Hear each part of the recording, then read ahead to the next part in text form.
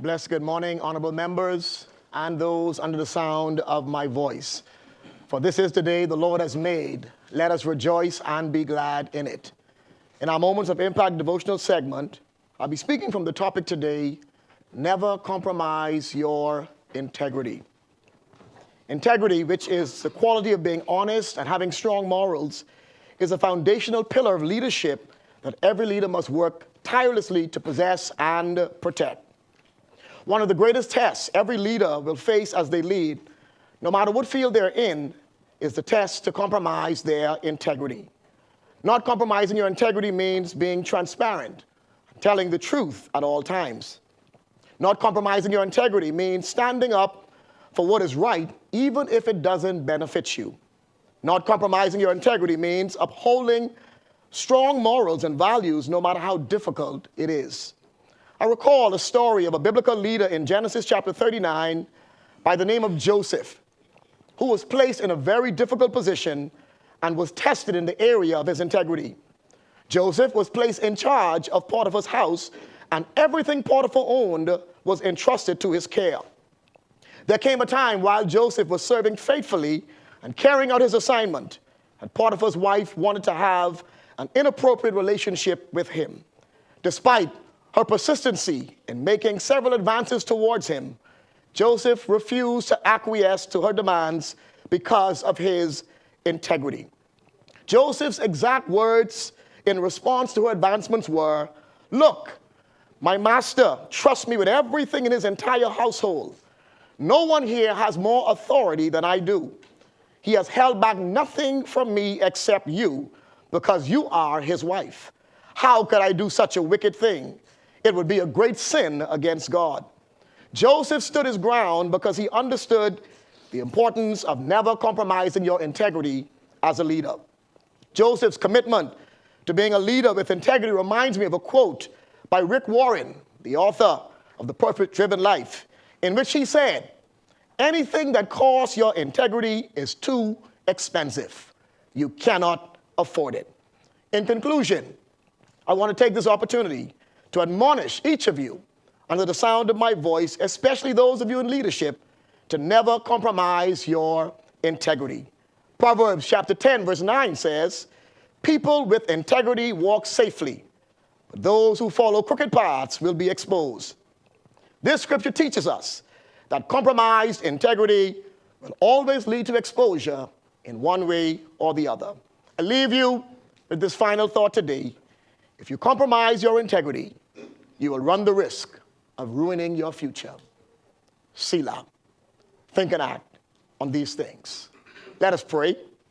Our gracious and eternal Father, we give you praise for your excellent goodness toward us. We thank you for your grace and your mercy that you freely bestow upon us. And now, Lord, we pause for a brief moment today to pray for our nation, to ask you to help us to overcome the challenges and the obstacles we are facing. We ask, Almighty God, that you would help us to navigate through every circumstance we find ourselves in. You said in your word, "Ask and it shall be given. Seek and we shall find. Knock and the door will be open."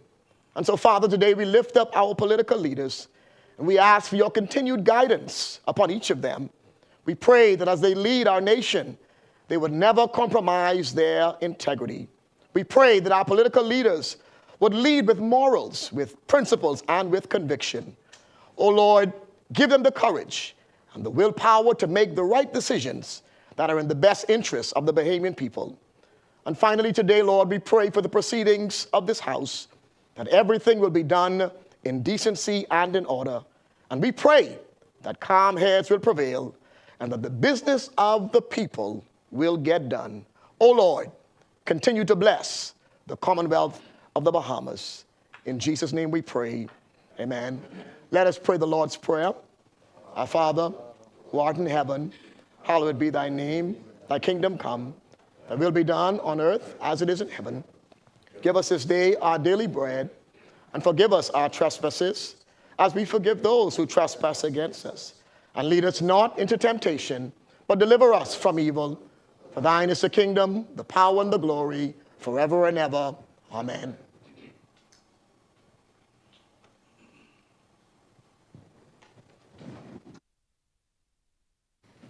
No.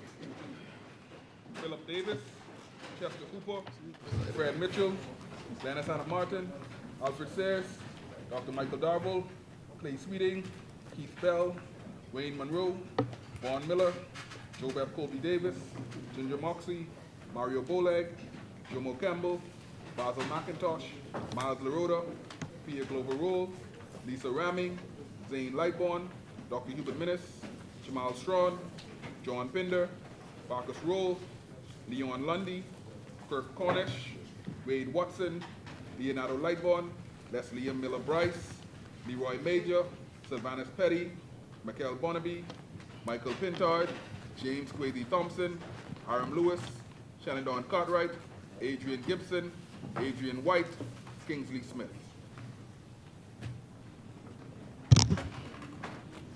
Good morning, honorable members. Let's get ready to go down the order of business as we do the people's business. Introduction and swearing in of new members. Laying of documents by ministers. The chair recognizes the honorable member for Cat Island, Rockland, and Salvador. Thank you, Madam Speaker. I beg leave to lay on the table of the House a copy of the Currency Notes and Coins Amendment, number 2, Order 2024. Thank you, honorable member. Order that the document be brought up.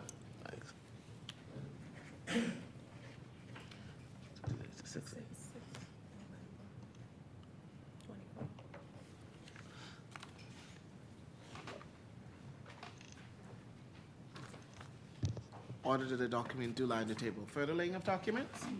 You may proceed, honorable member. Yes, Madam Speaker. Beg leave to lay on the table of the House a copy of the Public Debt Management Bahamas Registered Stock 2027, 2029, 2031, 2034, 2044, and 2054 Directions 2024. Thank you, honorable member. Order that the document be brought up.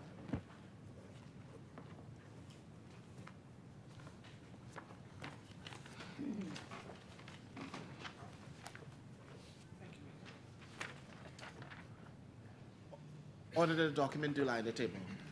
Further laying of documents? Madam Speaker, beg leave to lay on the table of the House a copy of the Public Debt Management Bahamas Registered Stock number 4, 2025, Directions 2024.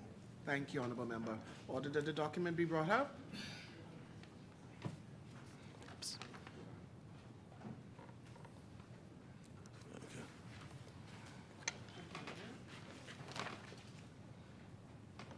Order the document to lie on the table. Further laying of documents? The chair recognizes the honorable member for Freetown. Good morning, Madam Speaker. Madam Speaker, I beg leave to lay on the table of the House 5 documents in total. The first is the miscellaneous written law rectification number 2, Order 2024. Thank you, honorable member. Order that the document be brought up. Thank you. Order the document do lie on the table. The next document, Madam Speaker, is the Price Control General Amendment number 11, Regulations 2024. Thank you, honorable member. Order that the document be brought up. Thank you. Order that the document do lie on the table. Further laying? Yes, Madam Speaker, I next beg leave to lay on the table of the House a copy of the Public Holidays National Heroes Day 2024 Opening of Shops Notice 2024. Thank you, honorable member. Order that the document be brought up. Thank you. Order the document do lie on the table. Further laying? Yes, Madam Speaker, I beg leave to lay on the table of the House a copy of the Bahamas Trade Commission Annual Report for the year 2023-2024. Thank you, honorable member. Order the document be brought up. Thank you. Order the document to lie on the table. Finally, Madam Speaker, I beg leave to lay on the table of the House a copy of the IRCA 2023 Annual Report and 2024 Annual Plan. Thank you, honorable member. Order the document be brought up. Thank you. Order the document duly on the table. Further laying of documents? No further laying of documents. Thank you, honorable member. Statement of communication by ministers? The chair recognizes the honorable member for Central and South Eleuthera. Thank you, Madam Speaker.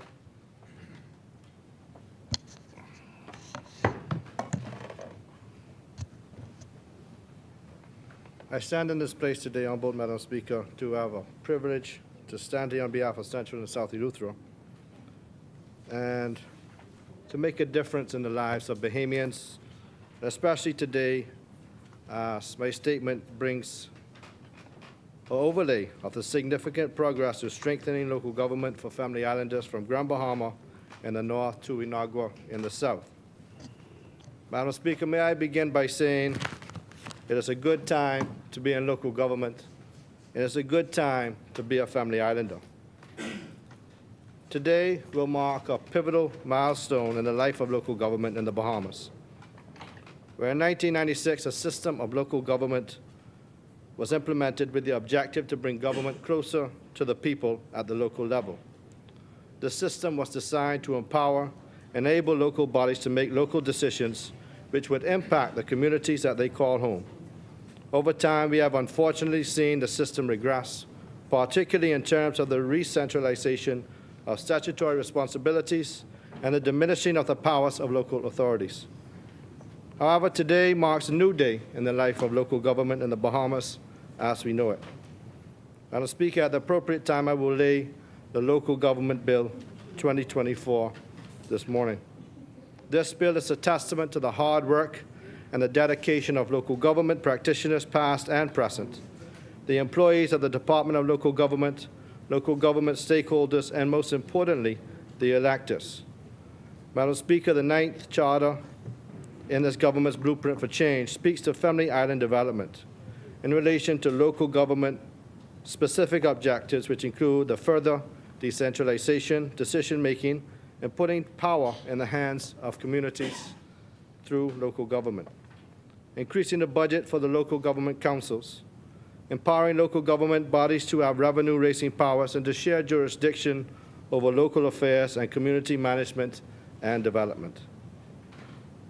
We also promise to support the development of sister city relationships for business, tourism, cultural, educational, and humanitarian exchanges.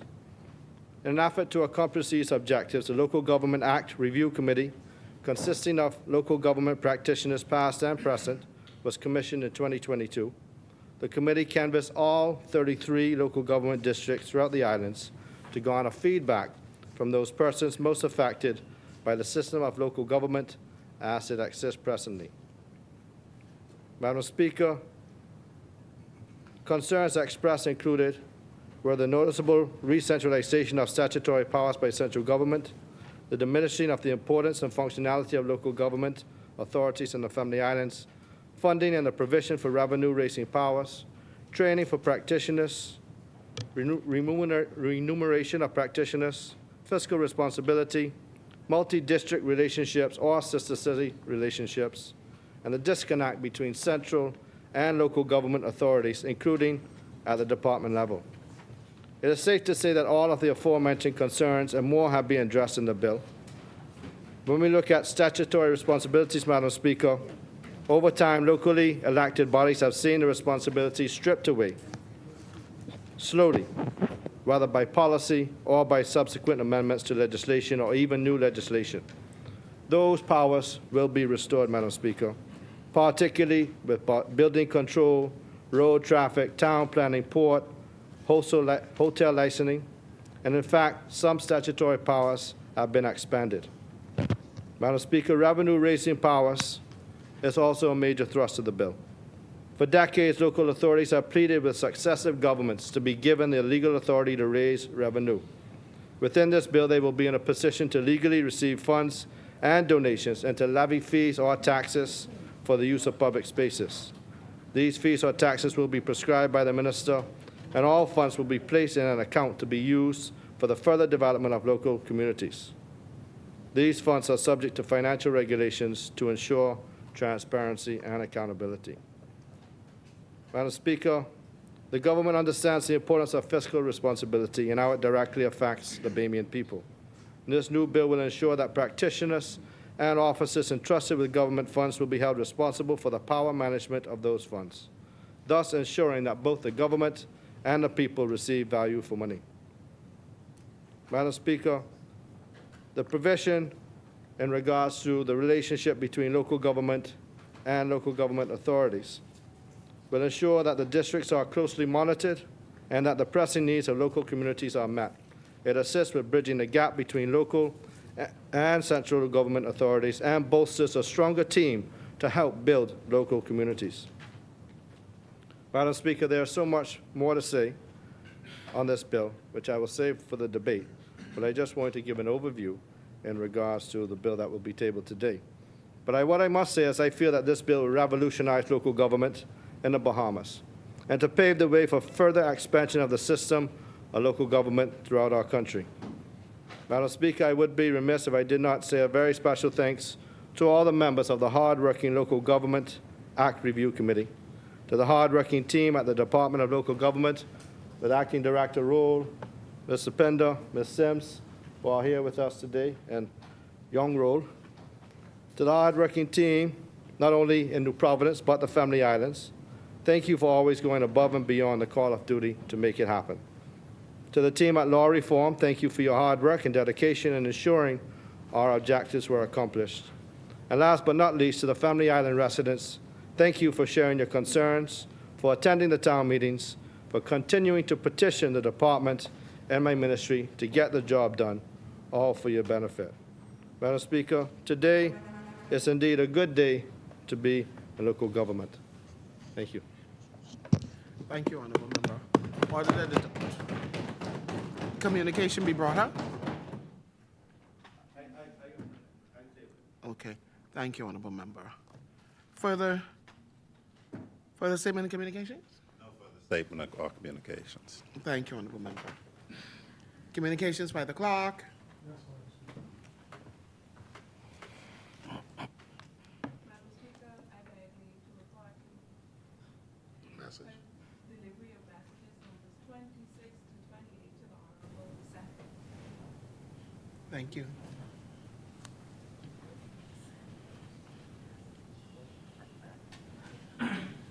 Give me that. Okay. This one? 16. Which one? Number 16. Message to the Speaker and members of the Honorable House of Assembly from the President and Honorable members of the Senate.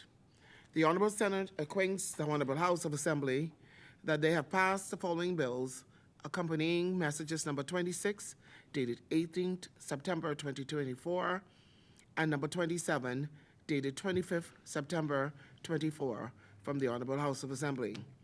A bill for an act to amend the National Crime Intelligence Agency Act to provide for the establishment of the National Crime Intelligence Agency Commission, its constitution, functions, and procedures, and for matters connected therewith.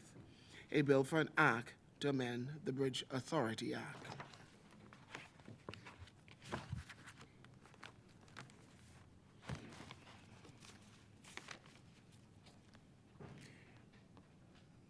Motion for leave of absence, leave to resign seat, and new writs, presentations of petitions, presentations of reports of committees, adoption of reports of committees, first reading of bills. The chair recognizes the honourable member for Central and South Eleuthera. Madam Speaker, I beg leave to introduce and have read for the first time 3 years' worth of hard work, a copy of the following, a bill for an act to repeal and replace the Local Government Act. Thank you, honourable member. Is there a seconder? Second. Thank you, honourable members. Order that the document be brought up.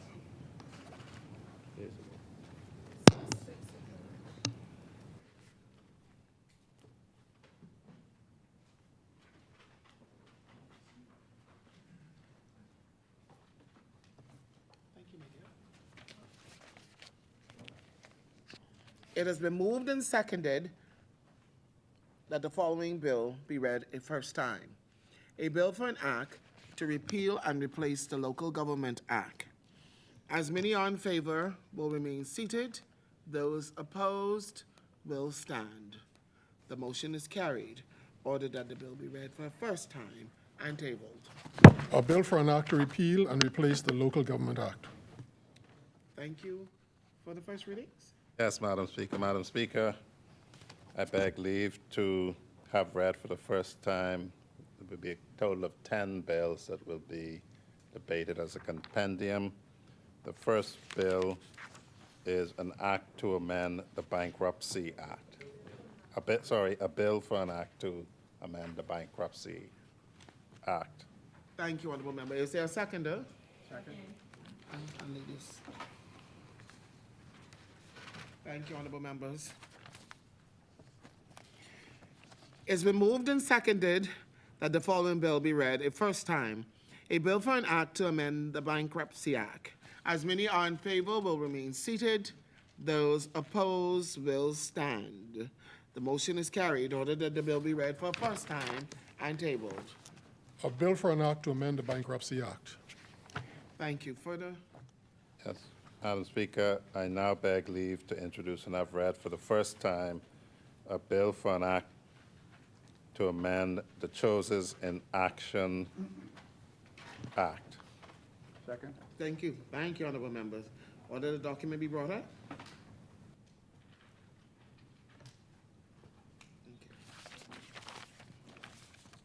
It's been moved and seconded that the following bill be read a first time. A bill for an act to amend the Choices in Action Act. As many are in favor will remain seated. Those opposed will stand. The motion is carried. Ordered that the bill be read for a first time and tabled. A bill for an act to amend the Choses in Action Act. Thank you. For the first reading? Yes, I beg leave to introduce and have read for the first time a bill for an act to amend the Companies Act. Second. Thank you, Honorable Member. Thank you. It's been moved and seconded that the following bill be read for a first time. A bill for an act to amend the Companies Act. As many are in favor will remain seated. Those opposed will stand. The motion is carried. Ordered that the bill be read for a first time and tabled. A bill for an act to amend the Companies Act. These are the two. Thank you. For the first reading? Yes, Madam Speaker, I beg leave to introduce and have read for the first time a bill for an act to amend the International Business Companies Act. Second. Thank you. Order that the document be brought up.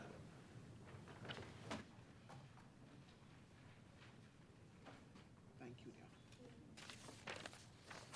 dear. It has been moved and seconded that the following bill be read for a first time. A bill for an act to amend the International Business Companies Act. As many are in favor will remain seated. Those opposed will stand. The motion is carried. Ordered that the bill be read for a first time and tabled. A bill for an act to amend the International Business Companies Act. Thank you. For the first readings? Yes, Madam Speaker, I beg leave to introduce and have read for the first time a bill for an act to amend the Money Lending Act. Second. Thank you, honorable members. Order the document be brought up.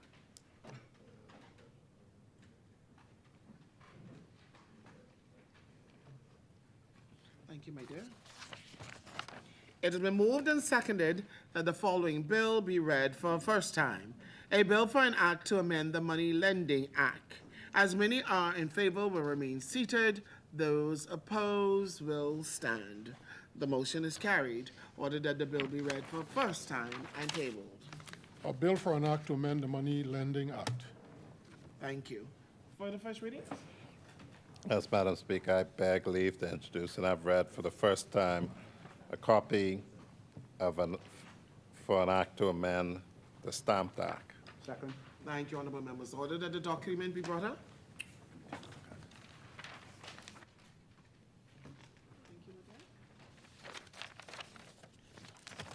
It has been moved and seconded that the following bill be read a first time.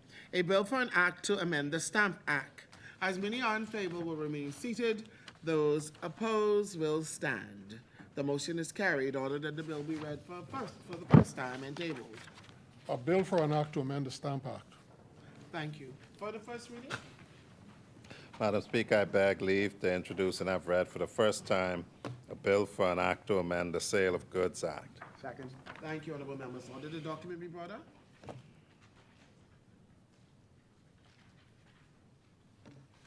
you, my dear. It has been moved and seconded that the following bill be read for the first time. A bill for an act to amend the Sale of Goods Act. As many are in favor will remain seated. Those opposed will stand. The motion is carried. Order that the bill be read for the first time and tabled. A bill for an act to amend the Sale of Goods Act. Thank you. For the first reading? Yes, I beg leave to introduce and have read for the first time a copy of the following, a bill for an act to modernize the law governing transactions in movable property security interests. Second. Thank you, honorable member. Order the document be brought up. Thank you. It has been moved and seconded that the following bill be read for the first time. A bill for an act to modernize the law governing transactions in movable property security interests. As many are in favor will remain seated. Those opposed will stand. Order that the bill be read for the first time and tabled.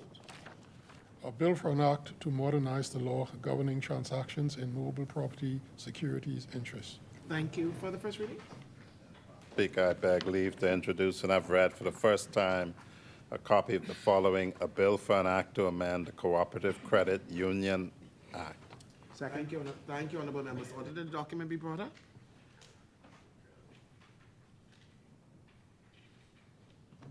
Thank you. It has been moved and seconded that the following bill be read for the first time. A bill for an act to amend the Bahamas Cooperative Credit Unions Act.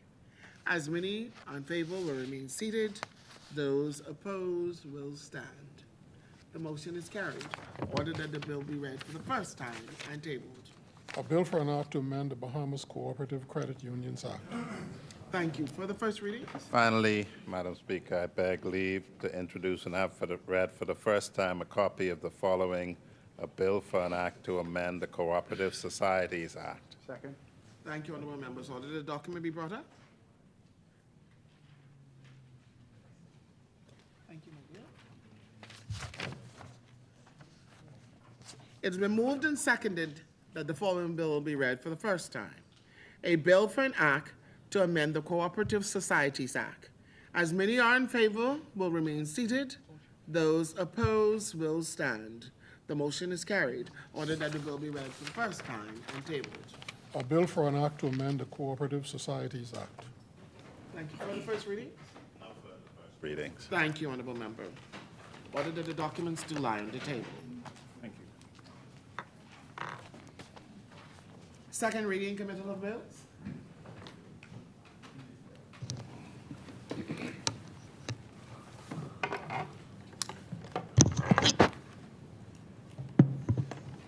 The chair recognizes the honorable member for Cat Island, Rumkey, and San Salvador. Thank you, Madam Speaker. I move for the second reading and committal of the Domestic Minimum Top-Up Tax Bill 2024.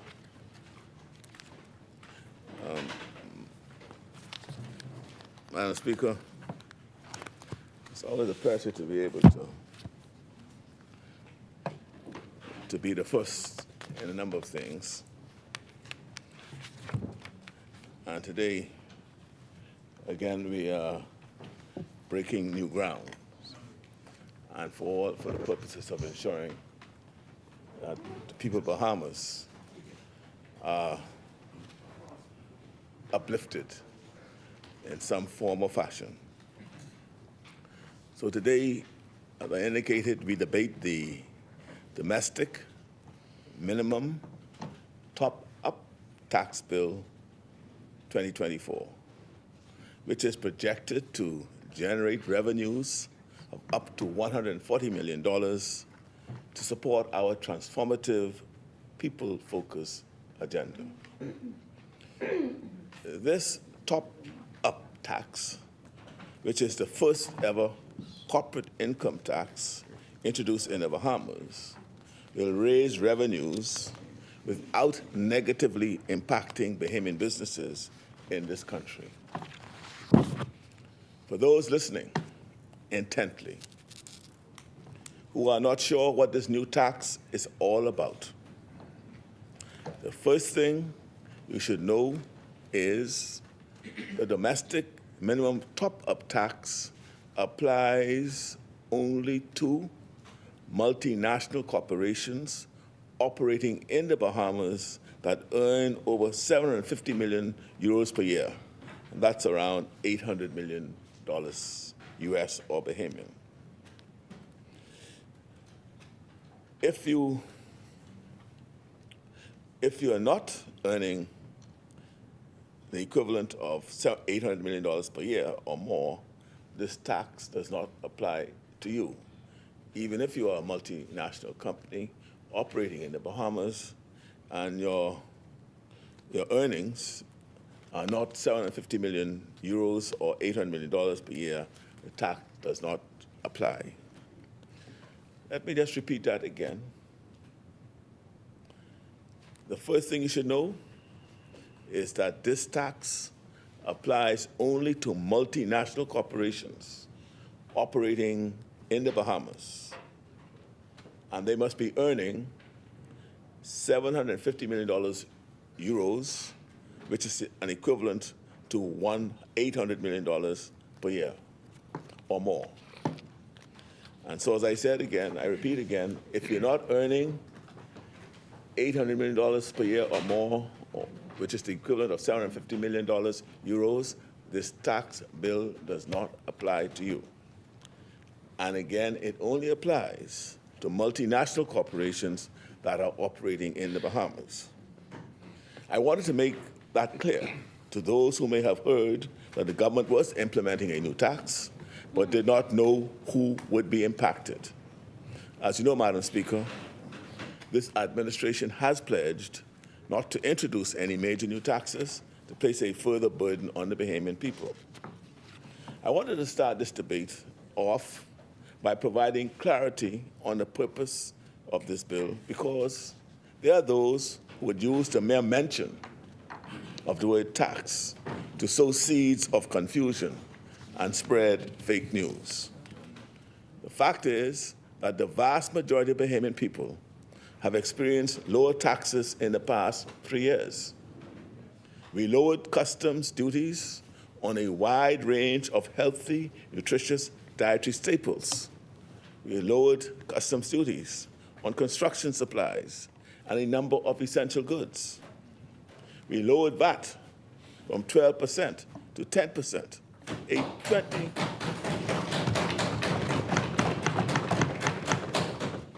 20% reduction. That is in contrast now to the 60% increase from 7.5% to 12% under the previous administration. And we increased, Madam Speaker, the threshold for paying real property taxes from $250,000 to $300,000. Many property owners whose properties were valued between $250,000 to $300,000 benefited from this move and now pay nothing, $0 in real property taxes each year. So if your home was valued over $250,000,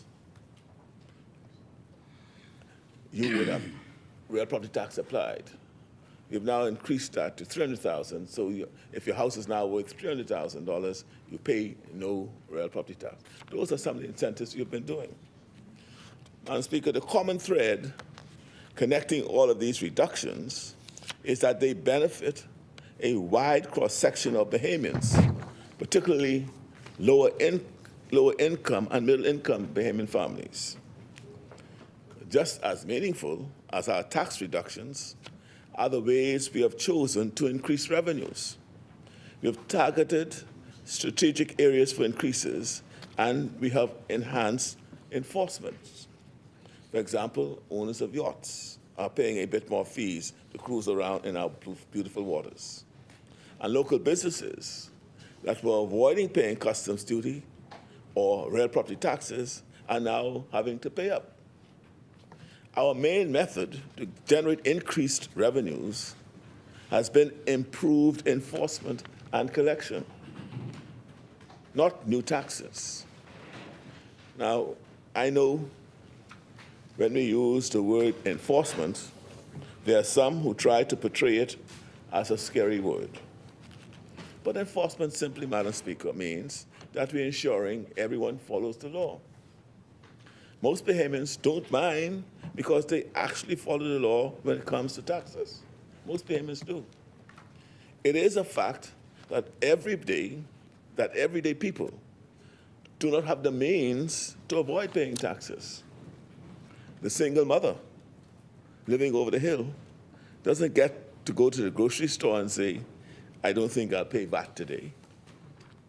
The father who took his family on vacation to Miami doesn't get to just skip paying customs duties.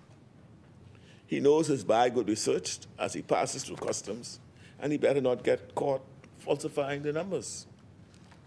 So who is exactly that is afraid when they hear the word enforcement?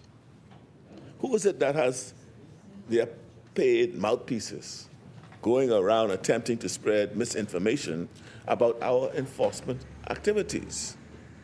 The answer to that question can be seen in their actions. Let's look at real property taxes, for example. About 70% of the hundreds of millions of dollars owed in real property taxes is owed by second homeowners.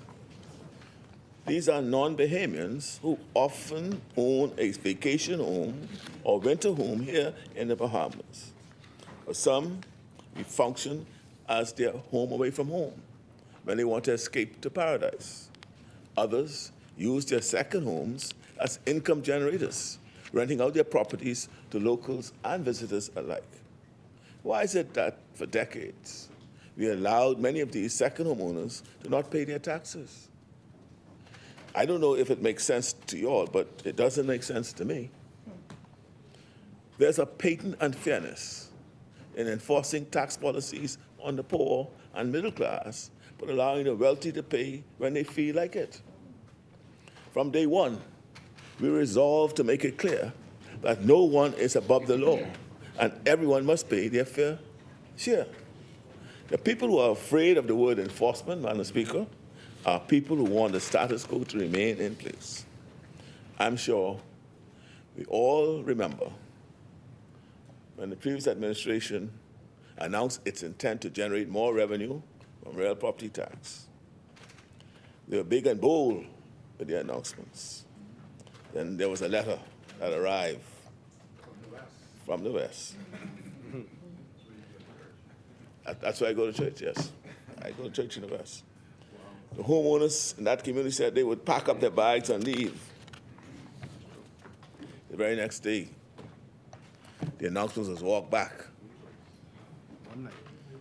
Now let's fast forward a few years to when this administration announced enhanced real property tax enforcement measures, as well as a nationwide reevaluation. We faced the same kinds of threat, but we did not back down. That's not our style, not when we are creating a fairer system for everyone. We implemented the changes like we said we would. And you know what? Those homeowners are still here today. They didn't leave, and still enjoying the Bahamas, and they're now complying. And the real estate market didn't crash either.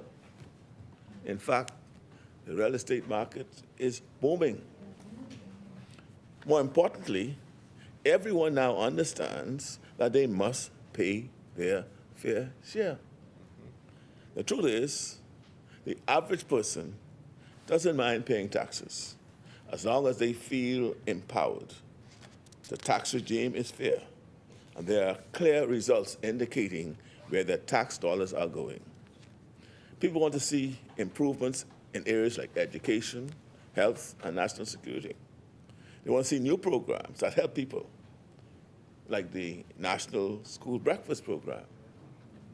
They want to see improved fiscal responsibility, like we have seen in the past 3 years, when the debt to GDP ratio dropped from over 100% to 82%.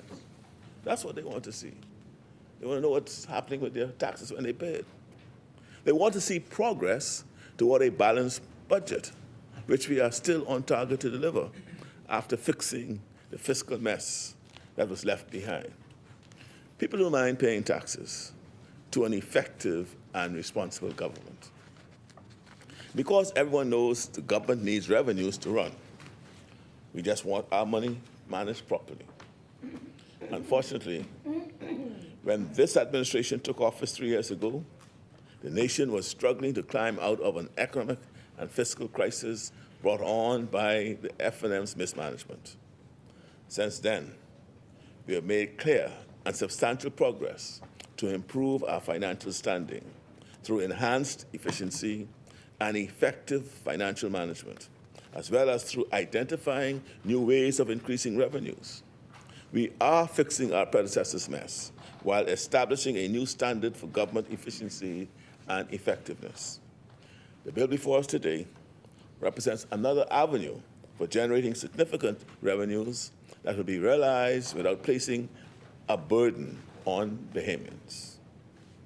The domestic minimum top-up tax is essentially a corporate income tax, as I said, being applied to multinational entities in the Bahamas, with the turnover of over 750 million euros or $800 million.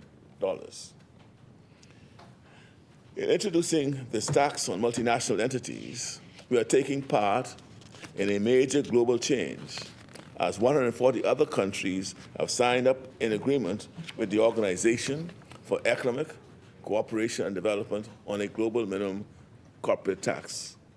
That organization is usually called the OECD.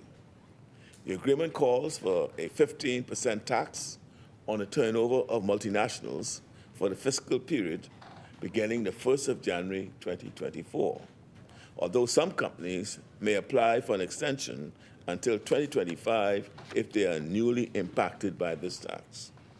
The 15% is actually a reference to the total effective tax rate, which requires corporations that don't currently have a total 15% tax rate to top up with this tax to meet the 15% mark.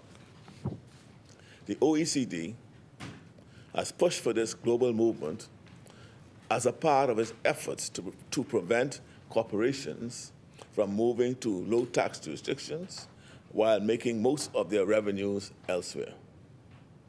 The OECD argues that this change will produce a more fair global tax regime because it opens the door for hundreds of billions in revenues for jurisdictions in which these corporations are based.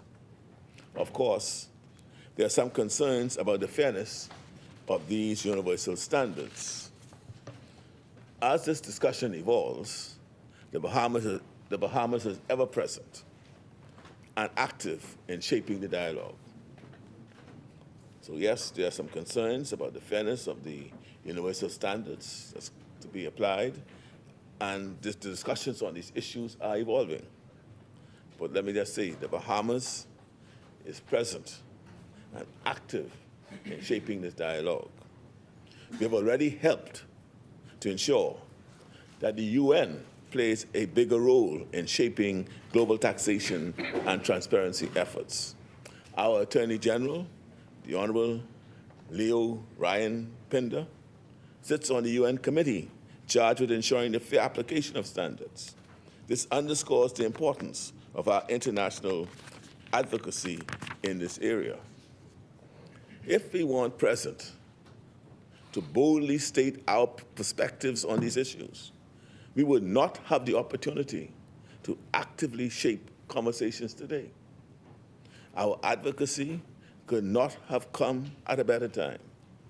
The global minimum top-up tax is part of a wider slate of reforms referred to as the Global Anti-Base Erosion Model Rules, or GLOBE rules, to prevent practices like profit shifting and end the perpetual race to the bottom to lower corporate tax rates in many jurisdictions, which ultimately benefits multinationals more than the countries they are based in. This is the most comprehensive global undertaking of its kind ever attempted, and it is expected that more standards will be introduced. Thanks to the efforts of this administration, we will be present in the room when the key decisions are being made and new standards are being crafted and debated. In the meantime, we have made the decision to introduce the domestic minimum top-up tax for several key reasons. First of all, as a matter of fairness, given the high levels of revenue generated by these multinationals, it seems appropriate that the Bahamian people should benefit. The $140 million in projected government revenues will go a long way toward further strengthening the government's fiscal situation and funding key programs to empower and support Bahamians. In fact, if we refuse to implement a domestic minimum top-up tax, the annual turnover of these multinational entities in the Bahamas will eventually be taxed by other jurisdictions, and in particular, the home-based jurisdiction of those entities. And many of those who are here operating today have already indicated they prefer paying the tax here as opposed to the home-based jurisdiction. So we've been talking with many of these multinationals already. This would rob us, so as I said, if that's the case, if they would pay in their home jurisdiction, this would rob us of the opportunity for our people to benefit from the presence of these corporations. This bill ensures that we capture this important source of revenue. We must also ensure that the Bahamas, as a leading financial services jurisdiction, remains fully compliant with global standards. This is critical because investors want to do business in compliant jurisdictions. Section 4.1 of the bill outlines the main purpose of the bill, which is to implement a domestic minimum top-up tax that meets the requirements of the GLOBE model rules, which I spoke of earlier. Our approach is consistent with Pillar 2 of the Base Erosion and Profit Shifting 2.0, which calls for a 15% effective tax rate for multinationals with an annual turnover of 750 million euros. This bill was developed to bring us into full compliance with this requirement. We have demonstrated time and time again the seriousness with which we pursue compliance. It will never be said that the Bahamas does not make every effort possible to remain compliant. Earlier this year, we were removed from the EU's blacklist of non-cooperative tax havens after we corrected the mess left behind by the previous administration in rolling out a proper economic substance reporting portal and process that met international standards. We must now be proactive in ensuring that we remain off any additional blacklists. Compliance is a key cornerstone of our financial services industry that we are keen to maintain. Madam Speaker, after a lengthy public consultation process, it is clear that industry observers support our approach and have agreed with our determination that this introduction of this tax will not have a negative impact on our financial services industry, especially given the fact that it is a uniform global standard. We shall remain competitive. Public consultation has been critical for us throughout this process. All stakeholders have been deeply involved in giving direct feedback analyzing the impact of the changes, and ensuring that we have a strong draft legislation. We have consulted widely at every phase of development, including a formal period of public consultation during the months of August and September, in which we were open to feedback from any member of the public and stakeholders with commentary or concerns. We have communicated the upcoming changes well in advance with the expectation that it will give affected corporations a chance to plan accordingly. We have made it clear that our intentions were in adhering to the OECD's standards, and we have forecasted the target tax rate which aligns with the global minimum.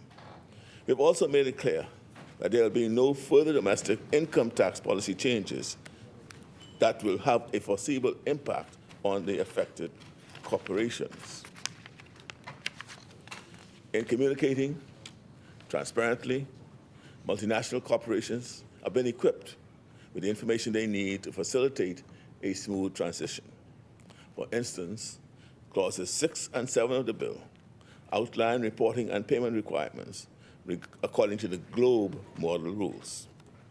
Clause 4 makes provisions for safe harbors, which allows entities to bypass certain compliance requirements to simplify tax reporting and administration. And Clause 20 requires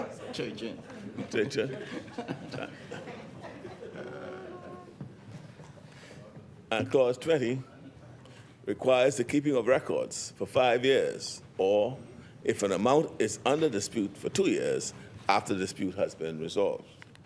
This process necessitates changes to company accounting and tax management processes that may require resources and manpower additions that corporations will need time to accommodate. Being proactive in our approach has given them the time they need and will give the government the time to prepare for the changes as well. This is a significant legislative and regulatory reform that will require unprecedented monitoring and tax administration capabilities. There are a number of changes that must be made systematically. We don't have a history of an income tax of this kind. It is a steep departure from the business license fees we typically charge, and it requires taking into account a wide array of information, like specific expense types that we do not currently apply, in our tax administration and monitoring efforts. Needless to say, significant capacity building is taking place within the government as we move forward with our goals and agenda. To facilitate the rollout of this change, Clause 8 of this bill outlines the responsibilities of the Financial Secretary, who may also delegate responsibilities to the Controller of Inland Revenue, officers of the Department of Inland Revenue, or any other authorized person. The Financial Secretary may prescribe the forms and procedures, make tax rules and guidelines, and make advanced tax rulings. As indicated in Clause 14, he will also have investigatory powers. For example, they can give notice in writing for any person to furnish information, documents, and other records for tax liability purposes, and examine that information for investigative purposes. They can also ask for relevant persons to be examined under oath. Under this bill, people connected to the business must provide their assistance with any investigation, and where it appears information has been withheld, the Secretary can take possession of the relevant information to verify its authenticity. Clause 15 also allows for assessments of a person's tax liability and any associated penalties or fines. Under Clause 16, the Minister of Finance may also prescribe penalties for non-compliance and interest rates on outstanding monies owed. Other highlights include deductions on the total amount owed based on local expenses like payroll to reduce the tax burden on entities with a substantial economic presence in the Bahamas. Of relevance to affected companies in Clause 24, which makes provisions for amendments to Section 38(1) of the Business License Act in order to exempt corporations being taxed under this bill from paying business license fees as well. That is to prevent what they call double taxation. Madam Speaker, this bill addresses our needs comprehensively as we take this major step forward.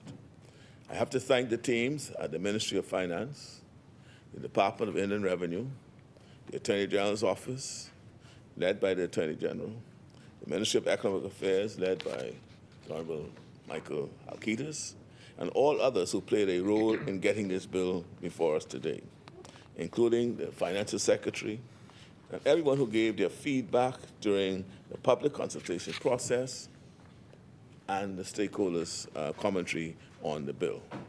This is the beginning, Madam Speaker, of a new approach to revenue generation in the Bahamas. We have successfully maintained our competitive advantages as a financial services jurisdiction while prioritizing global compliance and bringing in significant revenues. All interested parties who wanted to see what the final draft of our approach to the domestic minimum top-up tax would look, how that would look, they now have a clear and definitive answer. It is now being debated and is now about to be passed in this Parliament. It should be noted that this law applies to the entire Bahamas, including the city of Freeport. That is the intention, and all relevant changes will be made to ensure that we live up to our obligations and bring about the changes that are necessary for progress. Looking ahead, we are considering exempting certain structures like investment funds, insurance companies, which may operate within a different business reality. The business community can rest assured that we will continue to be 100% transparent and involve them in every step of the way. As we debate this bill, we must always keep in mind our main goal. We are solely interested in moving this nation forward in the best interest of the Bahamian people. Our tax regime, our spending priorities, and our developmental efforts must all be aligned with that goal. And I believe this bill will further enable us to achieve the goal. So, Madam Speaker, on behalf of the people of Cat Island, Rumpke, and San Salvador, I give my unbridled support to the Domestic Minimum Top-Up Tax Bill 2024.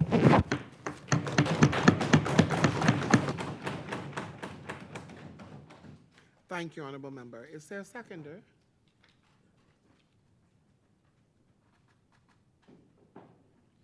The chair recognizes the Honorable Member for Exumas and Ragged Island.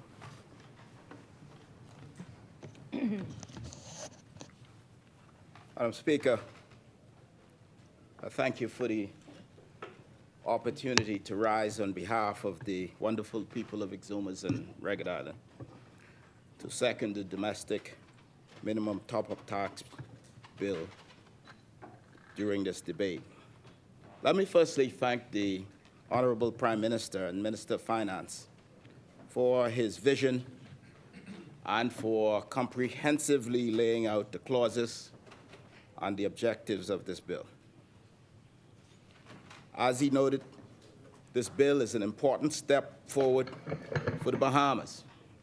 It's innovative, it's transformative, it's aligning us with the global tax framework established by the OECD to ensure a minimum effective tax rate on profits of large multinational corporations operating within our borders.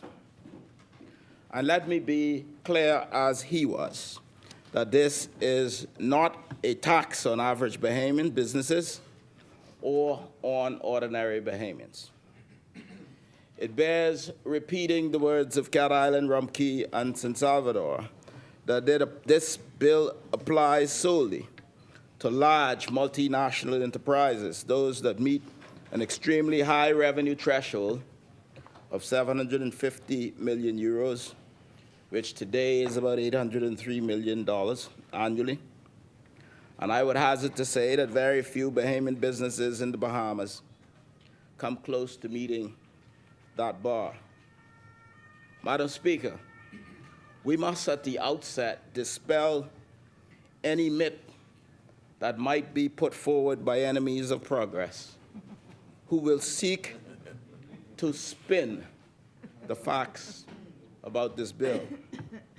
I hope that we won't see that in this place today, Madam Speaker, but I don't hold out much hope.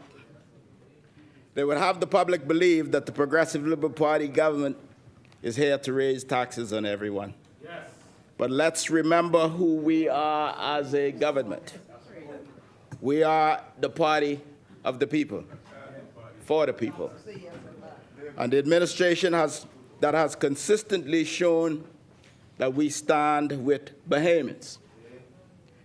This bill targets, as I've mentioned before, very large multinational corporations, those that benefit from doing business here, but have found ways to minimize their tax obligations across various jurisdictions. In effect, we are getting our share of taxes that they would pay elsewhere anyhow. And with this legislation, we're ensuring that these entities contribute their fair share to our economy, rather than allowing their profits to flow out of the Bahamas without benefiting the communities inside the Bahamas where they operate. It's worth noting, Madam Speaker, that under this bill, the Bahamas will retain tax revenue on profits that without this measure would be paid in foreign jurisdictions. And without this bill, these profits could be subjected to top-up taxes elsewhere, meaning the Bahamas could lose an opportunity for these revenues that belong to Bahamians. This protects our tax base and ensures that we as a country are not left behind as the world advances in establishing fair tax standards for global enterprises. It could also help us grow our tax base, as you've heard. This legislation also allows us to advance our incentive regimes, which should encourage headquartering in the Bahamas. And we anticipate that there will be much interest, we hope, from international shipping companies and many other multinational enterprises with significant foreign sources of revenue. The enemies of progress would have us believe that this is simply about raising taxes. But it's also about aligning the Bahamas with international standards, enhancing our global reputation, and ensuring that we are not left out of the modern tax environment. We're showing the world that the Bahamas is a responsible, respected player in the global economy, meeting OECD standards, and adhering to best practices. This alignment not only protects our reputation, but also attracts responsible investments as companies seek out jurisdictions that follow transparent, credible, predictable tax policies. Madam Speaker, you know the opposition loves to talk about the PLP and taxes. The member for St. Barnabas, a man who aspires to be Deputy Prime Minister at some time during this century, was quoted as saying this week that our so-called tax and spend policy is killing Bahamian families, and I quote him, but the record shows otherwise. I was quite perplexed, Madam Speaker, that this was a foreign concept to this member, because isn't it every government's obligation to collect taxes? And isn't it every government's obligation to spend to stimulate the economy for the benefit of our people? What matters is that we are fair and equitable in collections, and there is transparency and responsibility in how tax dollars are allocated. At least with this administration, Bahamians can see where their money is going. We are the government that has prioritized the well-being of Bahamians by raising assistance for the poor and the elderly. We've increased minimum wage for both private sector and public sector workers. And we expanded property tax exemptions, including for duplexes and triplexes. We increased the threshold from 250 to 300, as the Minister of Finance pointed out. And we're putting Bahamian families in homes. And we are the government that is building homes, and schools, and hospitals, roads, docks, and airports, and other infrastructure to support our communities. That's what we are doing with the people's taxes, Madam Speaker. And we are fully aware that the cost of living is distressing ordinary Bahamians, and we are hopeful that tax revenues from this initiative will position us even better to more aggressively tackle cost of living concerns. And we are the government that is feeding our children free breakfast at schools. We're hiring more police officers, defense force officers, prison officers to keep our communities safe. That's how we're spending our tax dollars, Madam Speaker.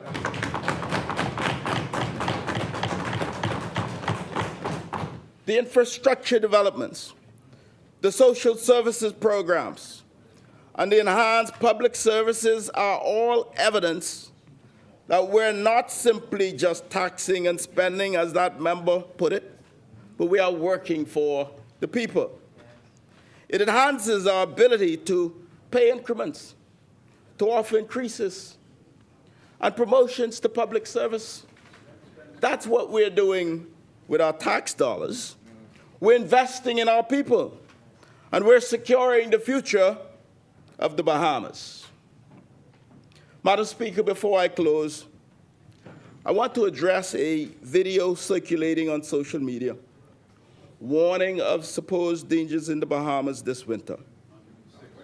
This video is a disturbing and misleading mishmash of earlier coverage and is not being carried anywhere on any legitimate news stations locally or abroad.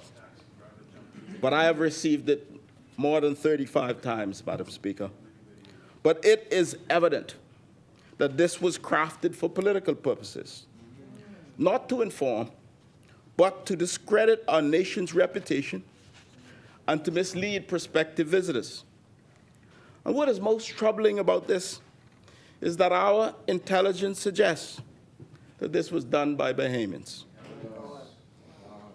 What kind of Bahamian, for political or whatever reasons, is willing to hurt their own economy and the livelihood of their very families for cheap political points? We spent considerable resources, almost $10 million, in fact, managing the impact of the bad press that we experienced earlier this year. And we are at the start of what promises to be a record-breaking winter season, with bookings on pace to exceed previous years.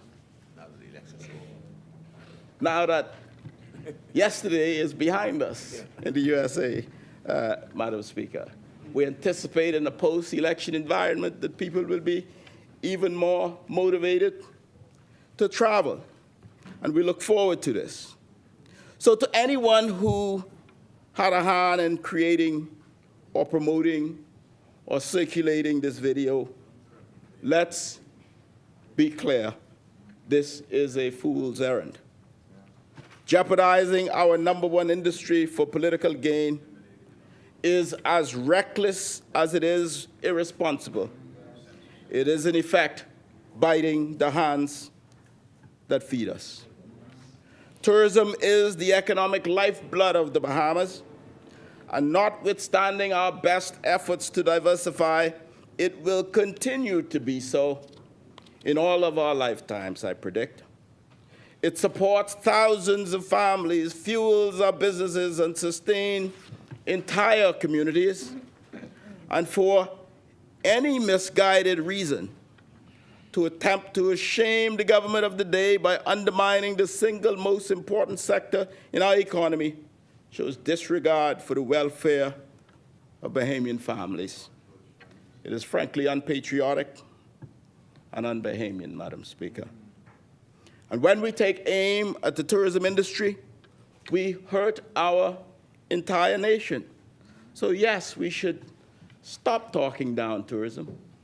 We should stop talking down our economy, and we should stop circulating the video, because it's not only concerning instances of negativity that we see this talking down of tourism, but it's also in public commentary.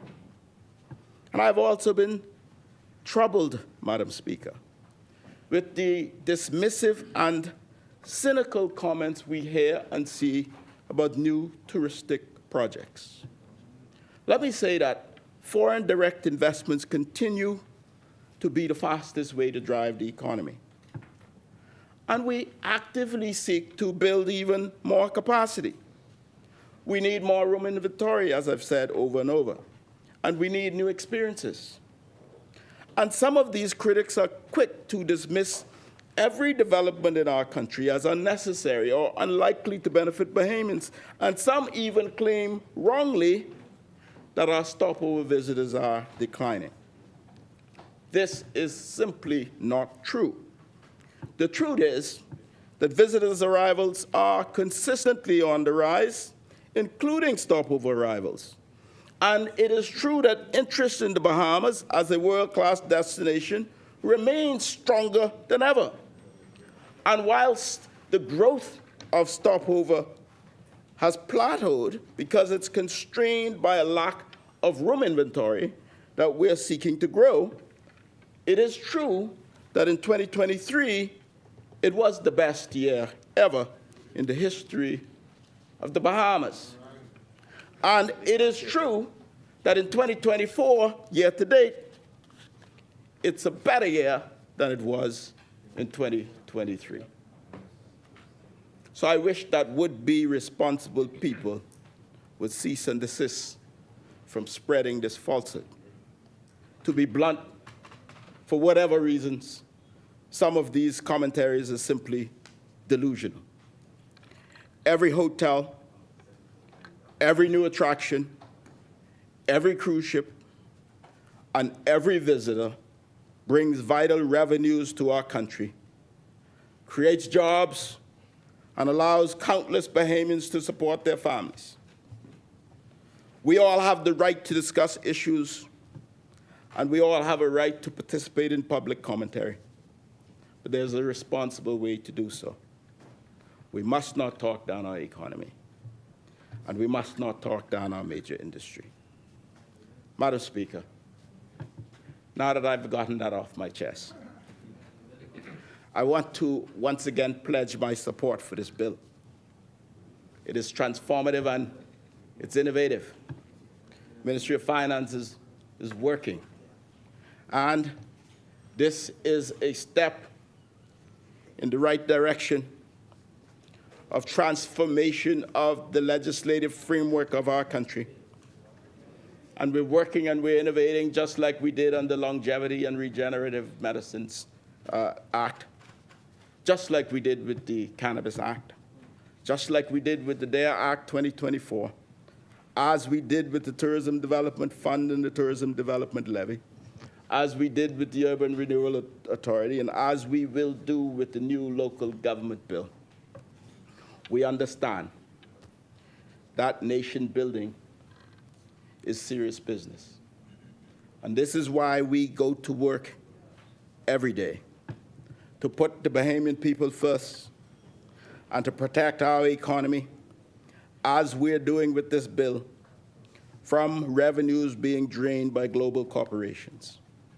This bill will allow us to secure revenues for the Bahamas without burdening Bahamian families or small businesses. And it will allow us to access and to allocate more money to provide more services for the Bahamian people. Madam Speaker, on behalf of the magnificent people of the Exumas and Ragged Island, who've given me this opportunity to serve them for the second consecutive term. I rest and I second this most important piece of legislation, the domestic minimum tax, top-up tax bill, and may the good Lord bless the Commonwealth of the Bahamas.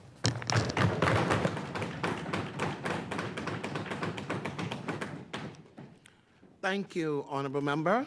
It has been moved and seconded that the following bill be read a second time and committed. A bill for an act to implement, through the incorporation and application of the Globe Model Rules, a domestic minimum top-up tax and for connected purposes. As many? The chair recognizes.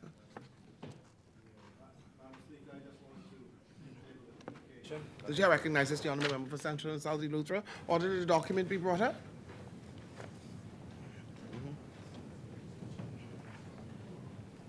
Thank you. Order the document to lie on the table. The chair recognizes the honourable member for Marco City. Thank you very much, Madam Speaker. I thank Almighty God for this opportunity to amplify, to represent the views of the people of Marco City, and to say how grateful I am to them for their continued support. Madam Speaker, just before I get into the presentation, I had the great honor, Madam Speaker, of sitting in the gallery and, of course, in Parliament Square as the Youth Parliament, Madam Speaker, was now extended to a 2-year period.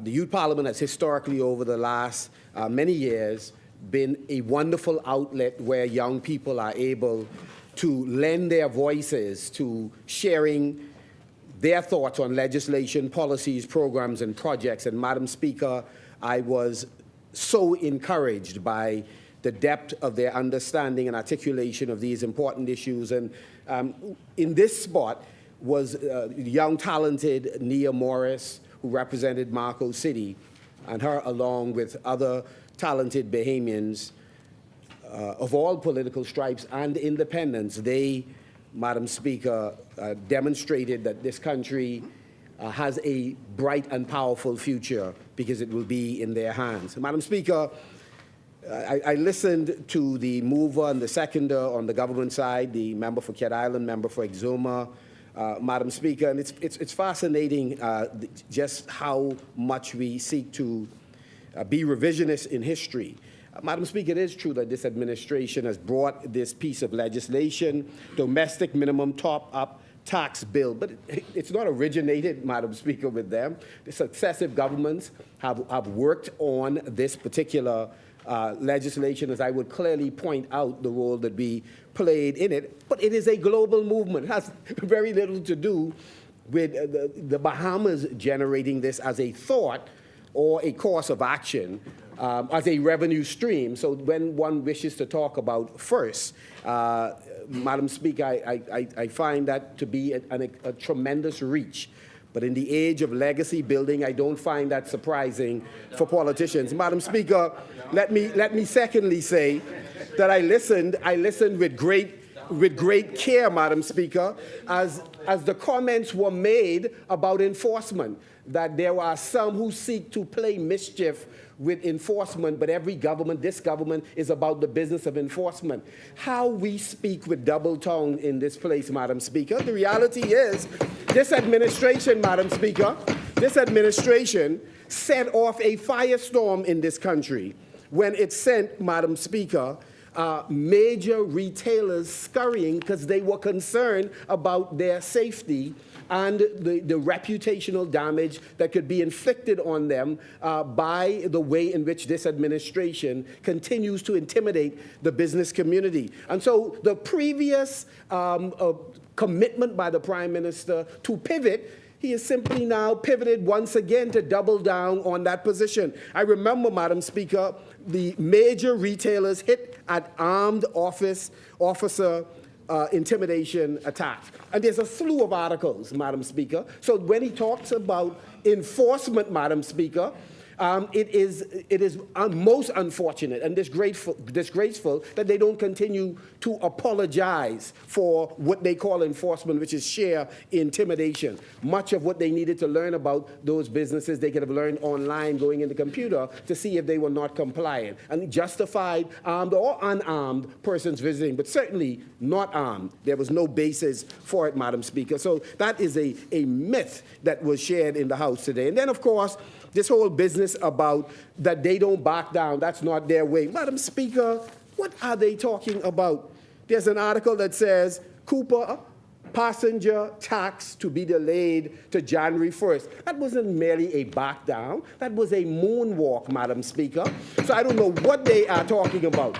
When powerful entities speak, it seems as if they tend to listen. So they can talk about the letter, all they want to talk about, or get up and pretend they don't moonwalk. But I'll lay the article, Madam Speaker. Madam Speaker, it is true that we delayed the implementation of the cruise taxes. What we implemented it, and we didn't moonwalk. We didn't step back. We didn't change it. We implemented it. And we said to the cruise industry that we needed our share of their revenues and we needed them to pay their part. And they did. They did. We didn't stop it or cancel it. We implemented it. We listened because we are business-friendly administration. And they indicated to us that the implementation was too sudden due to certain issues that would impact their businesses. And because we're a friend of business, we listened. But we implemented it. And we get all our money, Madam Speaker. Thank you, Honourable Member. Madam Speaker, friends of businesses don't ask you to estimate what your fees are going to be next year and pay it this year. They don't do that, Madam Speaker. Friends of business don't send insurance companies almost edicts to say to them, we need you to invest in government securities when they have a right to determine how they're going to spend their money, Madam Speaker.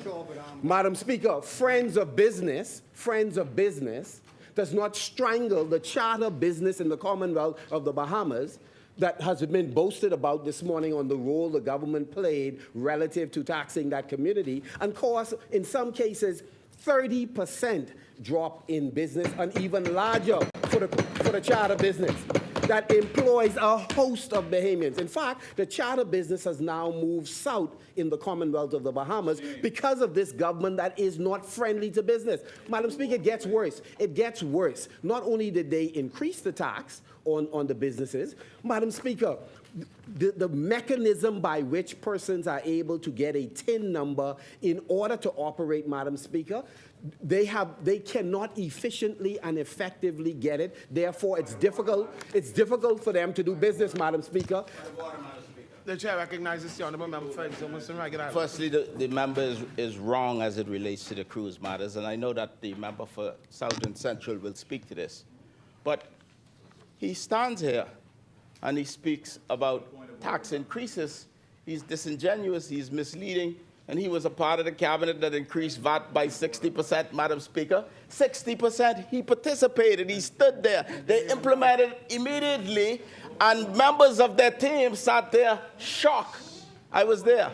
I watched it. They were in complete shock on this immediate implementation of the 60% implementation by the former Prime Minister, Minister of Finance, with this member in cabinet, and now he doesn't like increasing taxes. And he said nothing. The chair recognizes the Honourable Member for Barnabas. Madam Speaker, the irony of it is, Madam Speaker, when the government backtracked on the taxes on the cruise lines, that was in the same cycle that they put the taxes on the Bahamian people relative to leaving the country. There was a tourism levy tax that they put on all Bahamians leaving the country, passenger tax, and it was the same time they were backtracking on the tax for the cruise lines, Madam Speaker. So the Bahamian people have been crying out to please take your foot off our necks, but with the cruise lines, they backtrack, Madam Speaker. Madam, the chair recognizes the honourable member for Exuma in Ragged Island. Clear. Just be clear, Madam Speaker. Just be clear. Just be clear. Members, Am I recognized, Madam members, Speaker? you are recognized, Thank you, Madam honourable Speaker. member. Thank you for recognizing me. The point made earlier in relation to the cruise tax impact everyone who takes a cruise, whether it's Bahamian or whether it's foreign. We did not relent. We stuck to our guns and we implemented the tax. And we collected the tax, Madam Speaker. Thank you, honourable member. Marco City, you may proceed. Thank you very much. Thank you very much, Madam Speaker. He talked about the introduction of VAT. First of all, they introduced VAT, and then when they came to power this time, they increased VAT on breadbasket items by 100%. 100%. And the member for Exuma was right there gleefully going along with it, Madam Speaker. Madam Speaker, let me say, we rise in support of the proposed domestic minimum top-up tax bill of 2024. This bill, Madam Speaker, fulfills an obligation finalized by the Bahamas government back in 2021 under the Global Minimum Tax Initiative led by the OECD and the G20, inclusive framework on tax-based erosion and profit sharing, or better known, Madam Speaker, as BEPS. As of February of this year, it is reported that more than 140 countries have committed to the Global Minimum Tax Initiative. Ironically, Madam Speaker, I said in this House in previous debates that this government boasting about how much money they wish to earn for Bahamians, $140 million at least, Madam Speaker, that they were late in doing their particular job since coming to government. In fact, much of those funds that would have ordinarily come in this year have already, Madam Speaker, either been paid in the host country or certainly not here. So the question is, Madam Speaker, and I didn't hear the Prime Minister comment on it, and he certainly should at some point. We missed the January deadline, which was when this came into effect on a global level. The question is there a mechanism for this government to go back and get the funds from January through now? You can comment on that now. You're always encouraging me to do what you should be doing if you would do your job. At the time, Madam Speaker, Madam Chair Speaker. recognizes the honourable member for Carolina Rumpkins in Salvador. Remember, I'm not asking the member to do my job. Nor am I going to ask. I know I'm going to do his job, but just to demonstrate the continual absence of research and understanding and the misinformation he continues to perpetrate. Right? If he reads the act, first of all, the global treaty was signed on by the previous administration sometime in June or July of, I think, in middle of 2021. June of 2021, right? June of 2021. In August, they called the election. They had any time to do anything about it? Right? Do they know what they were signing on to? And clearly they didn't know. And even in his own research, he doesn't appreciate it. Because if you read the bill, it speaks to clause 1.2 tells you the effective date. If he reads it. Clause, it said, as you said, from the 1st of January 2024, the bill takes effect from that date. Money has not gone anywhere. Payments are not being, monies are not, it kicks in 2020. Look at the rules, man. Read the bill.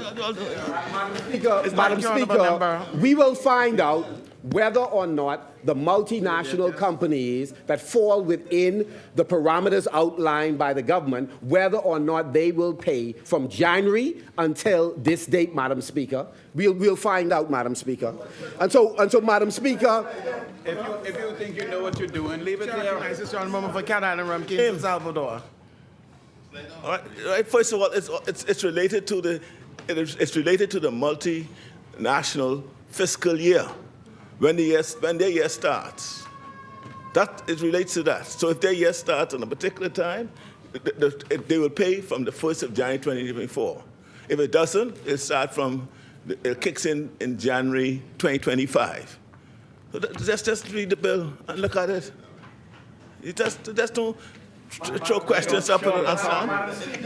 Don't just show up and talk. When we had the debate previously in this House, we raised the issue, why is it the government had not yet submitted to Cabinet? Because at that time, and we had an opportunity, the member for East Grand Bahama and I, to meet with the international agency that was walking them through this process. And we wondered what was taking them so long to move a process along that was on its way when you came to office. And so, Madam Speaker, it is our hope.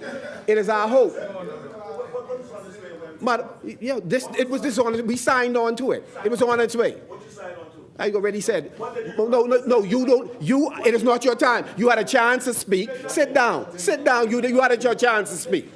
And so, Madam Speaker, at the time, the then F&M government, recognized, as the current administration also accepts, that the best interests of the Bahamas and our commitments under BEPS was served by joining in with the majority of countries around the world, by enacting legislation that would give life to the Global Minimum Tax Initiative. That's what we did. Madam Speaker, what I find ironic when they start talking about all these pieces of legislation that they are demonstrating commitment to, Madam Speaker, this is not a government that often complies with the very legislation that they talk about, including procurement, Madam Speaker, including observing, Madam Speaker, the need for competitive bidding, Madam Speaker. So when they talk about bills, the proof is always in the pudding for them, Madam Speaker.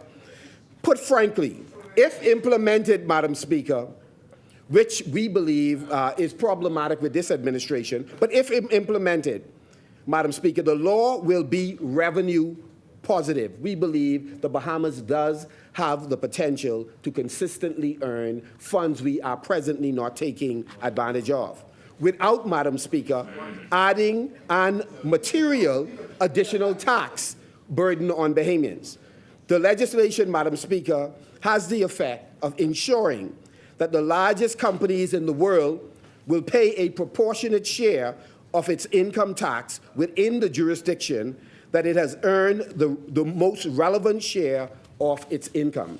So, Madam Speaker, those businesses that are doing well in this country, they will pay the lion's share of their taxation right here. Madam Speaker, as has been explained, if the Bahamas does not collect this share of the tax obligation, the parent company would be obliged to make that payment within its home jurisdiction. Because this tax will be collected, whether we enforce it or not, it only stands to reason that the country must benefit from the tax obligation related to its contribution to the bottom line of these massive multinational companies. But, Madam Speaker, our support comes with a great deal of trepidation for several reasons, and reasons that I believe the public will appreciate and understand. Madam Speaker, as we have done in the past, we must once again register our ongoing concern that in this legislation and in its management of our fiscal affairs, the Davis-Cooper administration continues on without a clear, Madam Speaker, coherent document that shows what their fiscal and economic strategy is. And, Madam Speaker, I put it that way because even though we look at the fiscal strategy report that's laid in this House, this government has a way of changing it without coming back to this House and justifying the major adjustments that they have made to what they introduced earlier to the country as their roadmap for economic and fiscal management. And so, Madam Speaker, we believe that they will say almost anything, Madam Speaker, to appease the public in the moment, hoping that no one will fact-check them later on. What is more, Madam Speaker, is that this administration continues to refuse to follow and administer the laws that presently exist on the book. Ask them why they won't introduce the Freedom of Information Act. Why won't they complete the process? What is it that they have to hide? Why is it that they didn't follow the procurement law they met in place, nor will they follow the one that they have introduced, Madam Speaker? Over and over, The Davis administration, Madam Speaker, I hear the member for Exuma continue to cry ouch over there, Madam Speaker. I just want to mention one quick point, Madam Speaker. The member for Exuma continues to try and dissuade Bahamian professionals from commenting on the fact that he lacks a strategy on how to convert more cruise passengers to stopover visitors, Madam Speaker. He's very sensitive. Look, jumping up all, very sensitive, Madam Speaker. The member for Exuma in Ragged Island. The member for Marco City is the shadow minister for tourism, and he'd like to make us believe that he believes in dialogue and collaboration and conversation. I've invited the member to visit with me, the current Minister of Tourism, so that I could share with him the facts and I could share with him the strategy. I will open my books so that a responsible leader of the opposition and a responsible shadow Minister of Tourism can look at the numbers, look at the trends, and examine the strategies, and to make suggestions as it relates to the strategies. Instead of the member taking me up on that offer, he continues to spew nonsense and fallacies. This is disgraceful for a man who this century wishes an opportunity to be Prime Minister of this country, Madam Speaker. It is truly disgraceful that I've given the member the opportunity to examine the strategy in great detail and to look at it rather than speaking and sharing it with our competitors. I wanted to share it with him directly, but he refuses to show up. He's a no-show. What I have said relative to the cruise versus stopover visitors has been said by the governor of the central bank, Madam Speaker, has been said by the previous Director General of Tourism, Madam Speaker, has been said by multiple hoteliers, Madam Speaker. So what he is doing is he is intending to fire a shot figuratively across their bow when he makes this statement, Madam Speaker. It's not a criticism of me. The industry sees it differently, Madam Speaker. That's what he's doing. That's what he's doing. The irresponsibility of the member for Marco City is spewing misinformation and now seeking to bring good, credible professionals who hold high positions, who we hold in high esteem, into the pontification that he seeks to put out. It is wrong. It is false. His information is inaccurate. And I invite him once more, publicly, openly, to show up. Look at the numbers, look at the strategy, discuss the strategy, not just with me, but with the technical people. My door remains open. And if he don't wish to come, I will invite the member for East Grand Bahama, who would understand these matters, Madam Speaker. Thank you, Honourable Member. Point. Just yesterday, Madam Speaker, no less an authority than the esteemed governor of the Central Bank of the Bahamas updated the public on the trajectory of the Bahamian economy. He too agreed with the IMF assessment that economic growth for 2024 will be below the originally projected growth estimates. It went on to say, Madam Speaker, as quoted in the Nassau Guardian of November 5th, 2024, the governor said the following: the Bahamian economy continued to expand in the first 3 quarters of 2024. However, the available indicators of growth slowed in comparison, Madam Speaker, to 2023.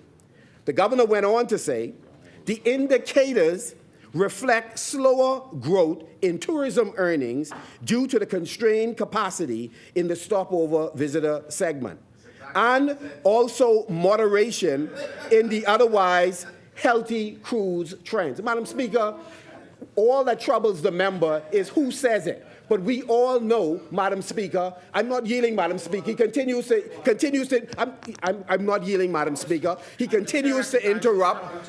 He continues to interrupt because he's overly sensitive about the fact that an industry met on autopilot he wishes to take credit for, and it's not working. And it's not working. I want to thank the member for Marco City for repeating in different words exactly what I said today, Madam Speaker.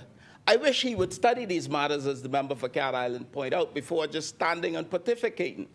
I said today that the growth of stopovers is constrained by the lack of inventory.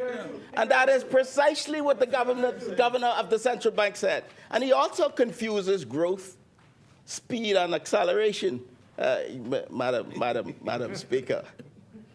I also indicated that the growth was better this year than it was last year, Madam Speaker. And for his edification, I said the growth of stopover had plateaued, Madam Speaker, as a result of lack of inventory. I want to thank him for quoting the Honorable Governor of the Central Bank, who confirmed what I said before. And I, once again, an open invitation. Thank you, Honourable Member.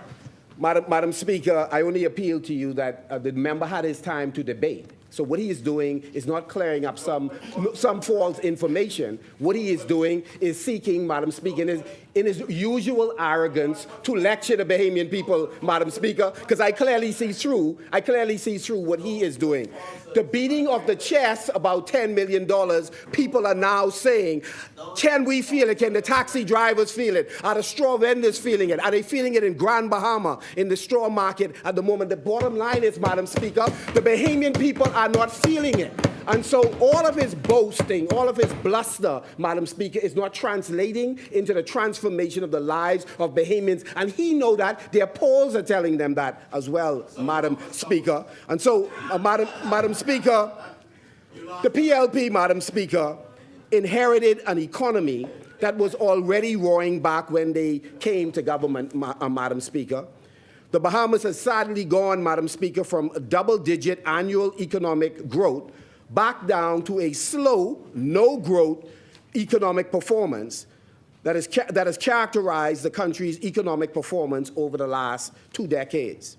Just last month, to the surprise of no one who was paying attention, the IMF once again slashed its projection for the economic growth of the Bahamas over the near term. I quote from the business section of the Tribune of October 23rd, 2024. The fund is unveiling its latest World Economic Outlook yesterday. Cut this year's gross domestic product growth forecast for the Bahamas by 40 basis points, compared to the projection it gave almost 12 months ago, Madam Speaker, reducing the projection, Madam Speaker, of economic growth of 2.3% to 1.9%. Now, if you listen to the member for Cat Island or Exuma, you would think the economy is booming, that we are able to meet present demands, and we are preparing to absorb, for example, the 5,000 students who are coming out of school, and to tackle all of the capital expenditure that we must carry out to transform our infrastructure. But the growth rate, Madam Speaker, observed by international agencies and local agencies, says we have returned to a low, no-growth trajectory. And so this government, for all of its attempt to mislead the public that they are clicking on all cylinders, the facts do not support them, Madam Speaker. That's why they can't pay vendors. That's why they can't pay the contractors, Madam Speaker, those who are involved in small home repair in Grand Bahama and in other islands. That's why some vendors are dealing with them only on a cash basis, Madam Speaker, because they are traveling around the world living large, Madam Speaker, hiring, Madam Speakers, some folks who do not add value to what we are doing, but who are doing political work on government time, Madam Speaker. That's what one of the challenges is that we face as a country. Meanwhile, numerous public servants are unable to be paid on time. or receive the benefits associated with the promotion they now deserve or reclassification, Madam Speaker. That is what matters. So for all of the bluster and all of the attempt to put on a straight face, we know what the facts are. They have not done anything structurally to adjust this economy to improve economic growth in the Commonwealth of the Bahamas. So, Madam Speaker, this same governor of the central bank has agreed that we have now returned to a slow to no growth trajectory in this country, Madam Speaker. Madam Speaker, here's another worrying concern as we debate this piece of legislation. We don't say this with any degree of glee. We are concerned. We want the government to do well so that Bahamians can benefit. But, Madam Speaker, the Bahamian economy is stalling under this administration. Under Davis administration and the Cooper administration have not and seemingly cannot articulate a clear plan to move the country toward economic prosperity. Madam Speaker, it's now 3 years they are now going into 2025 when they intend to hold general election, Madam Speaker, and we still cannot see the clear vision and strategy that they have, Madam Speaker. And it is my hope, Madam Speaker, that their Bimini party was able to discuss potential strategies on how they are able to meet the tremendous needs that Bahamians have of food insecurity, housing insecurity, Madam Speaker. As we got word yesterday, Madam Speaker, this government has blown past its full 12-month fiscal deficit target in just 2 months. You can explain it because I know that's what your preoccupation is. And we are happy that you're home to do so. So by all means, get up and do so. The government's own August budget report published on the Ministry of Finance website states that the budget deficit for the first 2 months was $129.3 million, which is just about 1,000%, Madam Speaker, from the $13.2 million deficit over the comparable period for the last fiscal year. The total government spending for this year and August has come in at $614.6 million, up from $481.2 million for the same 2-month period last fiscal year. That is an increase, Madam Speaker, of $133.2 million in just 2 months, Madam Speaker. In no way could this government justify to the Bahamian people what set of extraordinary or catastrophic circumstances that would cause a tenfold increase in spending for the first 2 months of the fiscal year. The good people of Marco City and Exuma, who was misled by the member about when the hotel will reopen, Madam Speaker, and indeed all taxpayers demand an explanation for what seems to be fiscal recklessness of the highest order. And this brings us to the essential point, Madam Speaker, that this is a rudderless ship which has no clear direction and strategy for the management of the people's fiscal affairs, Madam Speaker. The chair recognizes the honourable member for Cat Island, Ramkins and Salvador. First of all, you get up to speak. At least have an understanding of what you're speaking about. You see, You don't talk to no, that's saying quite, but you take 2 months. You have 2 months, right? You have 2 months. You have 2 months, right? The first 2 months, right? And you're looking at deficits in 2 months, right? Wait until you see what it is in May next year. That's what you look at. You know what you should look at? That when we came into office, right, your deficit was over 13%, right? You're 13% of GDP, 13%. That's what it was. Voice in the Caribbean. Right? Voice not in the Caribbean. That's what it was. Now, if you look, no, point. So I want to understand. I want to understand. Members, cycle of allow the finances. member to complete his point of order. I want a point of order. So I'm not. I think Yes, honorable member, I will allow you. the fact is, Madam to Speaker, respond. the fact is, I'll allow you, honorable member. the fact is, the member speaks of the deficit the first 2 months of this fiscal quarter, of this fiscal year, the first 2 months, which is July, August, which means in June, what it was coming at the beginning of June. I'm saying when we came into office, it was 13%. And you will find that we got it down to under 1.5%, which is an astounding achievement. And performance. The international community is astounded. And he'll be meeting the MIF soon, and he can speak to them about that and let them understand what it means. When you look, you cannot take 2 months out of a fiscal year and look at what and say, well, these 2 months your deficit is A. Wait till the end of the year. Wait to see what happens. If you want to point out, yes, fine, you could point that out. But it's a cyclical, you know what happens. It's ebb and flow. We know what our commitments are. You know what the commitments are each month. You don't understand. We didn't borrow any money.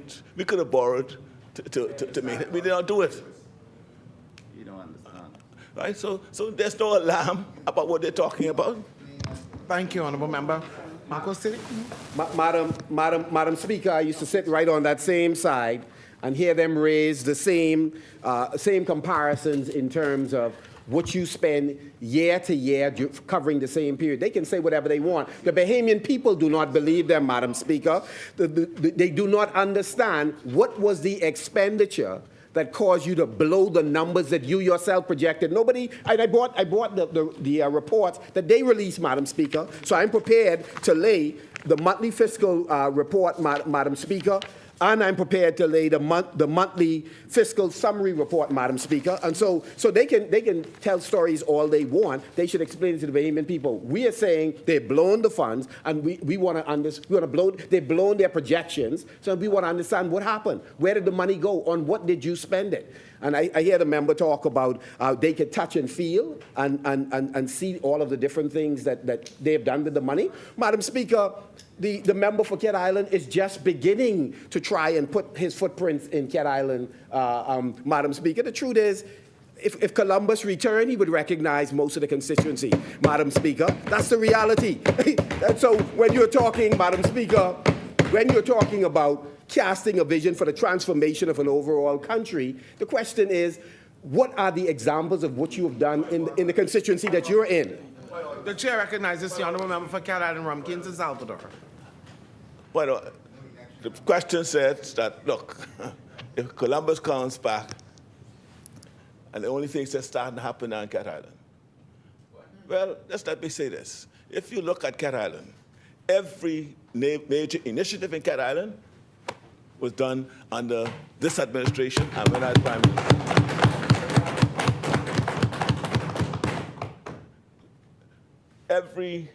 Every initiative that we started, when we got fired, they left it, followed, did nothing to it, did nothing. And so what I'm doing, I'm picking up the pieces, cleaning up what they did not do. And if I start a building today, and they stopped it, and 5 years they have to come back to look at it, it's worse. So don't see. I've not been complaining about what they do. You know, I'm doing what I have to do. I could point to the reasons why Cat Island is the way it is. I could point to it. In fact, I could pull the statement made when he ran against me, and his leader went into Artist Town, and what he told the people in Artist Town. He said, I never did anything for Cat Island, but if you give me him, I can do plenty. I still have the tape. Madam Speaker, thank you very much. And I want to thank the member for Cat Island for admitting the scarcity of his contribution on the ground in a way that you could touch and feel. But, Madam Speaker, I carry on. The Prime Minister and his cabinet colleagues sadly refused to accept that no amount of flim-flam, no parade of photo opportunities, like let's stand over here next to the building that's under construction to give the impression that something is happening. No amount of press statements can substitute for hard work and diligent effort that is required to shape and execute an effective policy agenda that places our country on a trajectory, Madam Speaker, of sustained economic growth and development. Madam Speaker, we on this side have been entirely consistent in our deliberations, here in this place and elsewhere, regarding how, as a country, we should be approaching the fiscal management and the necessary reforms to our taxation and our expenditure policy, Madam Speaker. Madam Speaker, you will recall that in May 2023, the Davis administration released a green paper on tax reform, which made reference to this particular measure as a part of a broader set of tax reform options, Madam Speaker. Our initial response was that we did not think the government was being sincere in pursuing and extremely necessary tax reform or budgetary reform. We didn't think that they were serious, Madam Speaker, and that has been borne out in terms of how they have behaved. Needless to say, Madam Speaker, that they have proven our predictions, sadly, correct. There was no national dialogue on that green paper, Madam Speaker. If it occurred, we missed it, but we certainly have not heard of the dialogue on that green paper. There was no earnest consultation with community and commercial stakeholders as they represented in here today to gain consensus on the way forward. There was no resulting white paper that led on how they were going to lead out the final strategy and the implications of the same, Madam Speaker. As is their way, the publication of the Green Paper was just another public relations exercise with no intention to follow through, Madam Speaker. Nevertheless, we in the opposition took the matter seriously, and we submitted our feedback on the Green Paper to the Ministry of Finance in September, Madam Speaker, of last year. Much of what we said then is still relevant now. It forms the basis of our critique on how this government has gone about the introduction of this particular tax measure, and it outlines the approach we in the F&M would take. So let me refer to some of the salient points we made to the government in writing, Madam Speaker, at that time. They keep talking, Madam Speaker, about the fact that we were present in cabinet. Madam Speaker, there have been numerous matters that the members opposite, three of them now, they were in cabinet and seemed to have no recollection. Madam Speaker, in fact, the member for Exuma, at the time when we were looking to borrow money for the relief during COVID, and after Dorian, his figures, Madam Speaker, was dramatically more than what we had contemplated as a government, Madam Speaker. And Madam Speaker, I'm just completing the point, and he could come. And then secondly, Madam Speaker, they were in cabinet, Madam Speaker, when Bahama deal was being hatched. They were in cabinet. Madam Speaker, first of all, this is my first term serving in cabinet. That's for the record. Secondly, Madam Speaker, I don't duck and dodge in opposition, I made suggestions at the beginning of COVID as to how much the government should borrow, and there was all sorts of squawking on the other side, and it turned out that I was right. They ended up borrowing as much or more than I recommended. I'm prepared to lay the figures. What you see is what you get. Further, Madam Speaker, he talks about COVID. The record also shows that this team, the former government, were amongst the worst performing financially in the entire region. I'm prepared to lay the numbers, Madam Speaker. I will do so. Thank you, Honourable Member. Madam Speaker, we believe We believed then, as we believe now, that the introduction of this stream of taxation should be accompanied, Madam Speaker, and I want the public to hear this, should be accompanied at the same time with a reform to the business license regime in a way that would create a fairer and more equitable tax. This is what we said. We support the fulsome reform of the current business license regime that would abolish the current arrangement that is based solely on gross receipts. The reform tax regime should seek to eliminate taxes on audited businesses posting losses and at the same time reduce the unfavorable treatment to high turnover, low margin businesses when compared to low turnover, high margin businesses. We put that on the public record, Madam Speaker. Bahamian micro businesses with turnover of under $100,000 per year should not be subject to any form of business license fees or taxes. Bahamian small businesses with turnover of under $1 million should have the option to pay a straightforward set fee based on a structural and tiered system.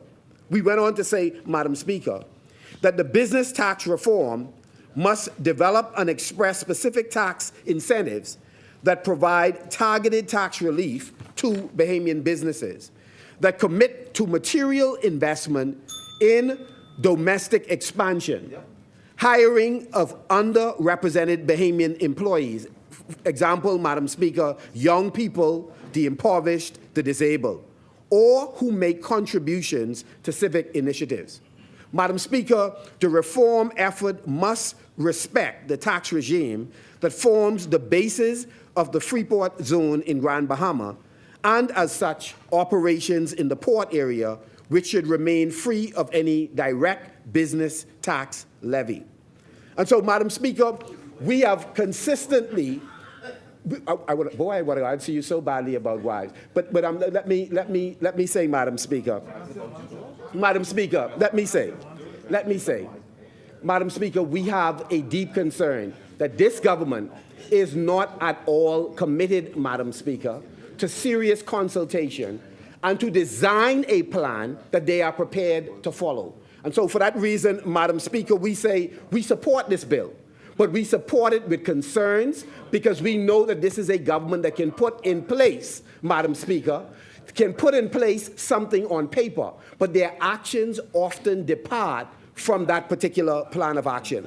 And so, Madam Speaker, as I take my seat, I just want to reference the study. Our colleagues will elaborate more, Madam Speaker, when they speak, on the study conducted by UB. A large number of Bahamians, Madam Speaker, are suffering. The middle class, Madam Speaker, in many ways is shrinking. And Madam Speaker, we see no set of policies by the Davis-Cooper administration that is seeking to lower the cost of living in the Commonwealth of the Bahamas, not just for middle-class families, but for those that are struggling, Madam Speaker. And so we intend, Madam Speaker, when we take the chair in 2025, Madam Speaker, to work collaboratively with civil society, with the business community, Madam Speaker, locally and internationally, so that we are able, Madam Speaker, to design a strategic plan in terms of the fiscal and economic plans for the Bahamas, so that we could move from the low to no growth trajectory that the Cooper-Davis administration presently have us on. And so, Madam Speaker, with those few words, we support, Madam Speaker, we support this bill, but we support it by saying that this government has to curtail its spending, because no matter how much we earn, when you have a tax and spend government, the people of the Bahamas will continue to suffer.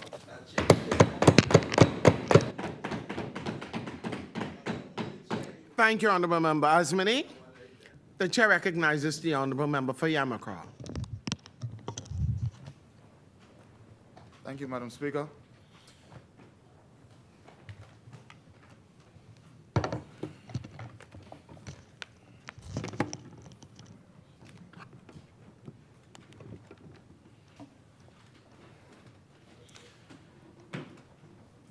Madam Speaker, I am always honored to stand in this place to represent the great people of the Yamacraw constituency. This is a very diverse constituency with a talented group of young people, of business leaders, of entrepreneurs, of hardworking blue-collar Bahamians, of retired seniors, and public servants. Madam Speaker, the people of Yamacraw take pride in their communities and always speak to me about real issues that affect their lives personally and nationally. Many of them do their research and ask questions about our policies and give their own suggestions about how we can make things better. One of the suggestions that I recently heard from a young high school student is that he would like to see us diversify our economy. He would like to see us not so dependent on tourism.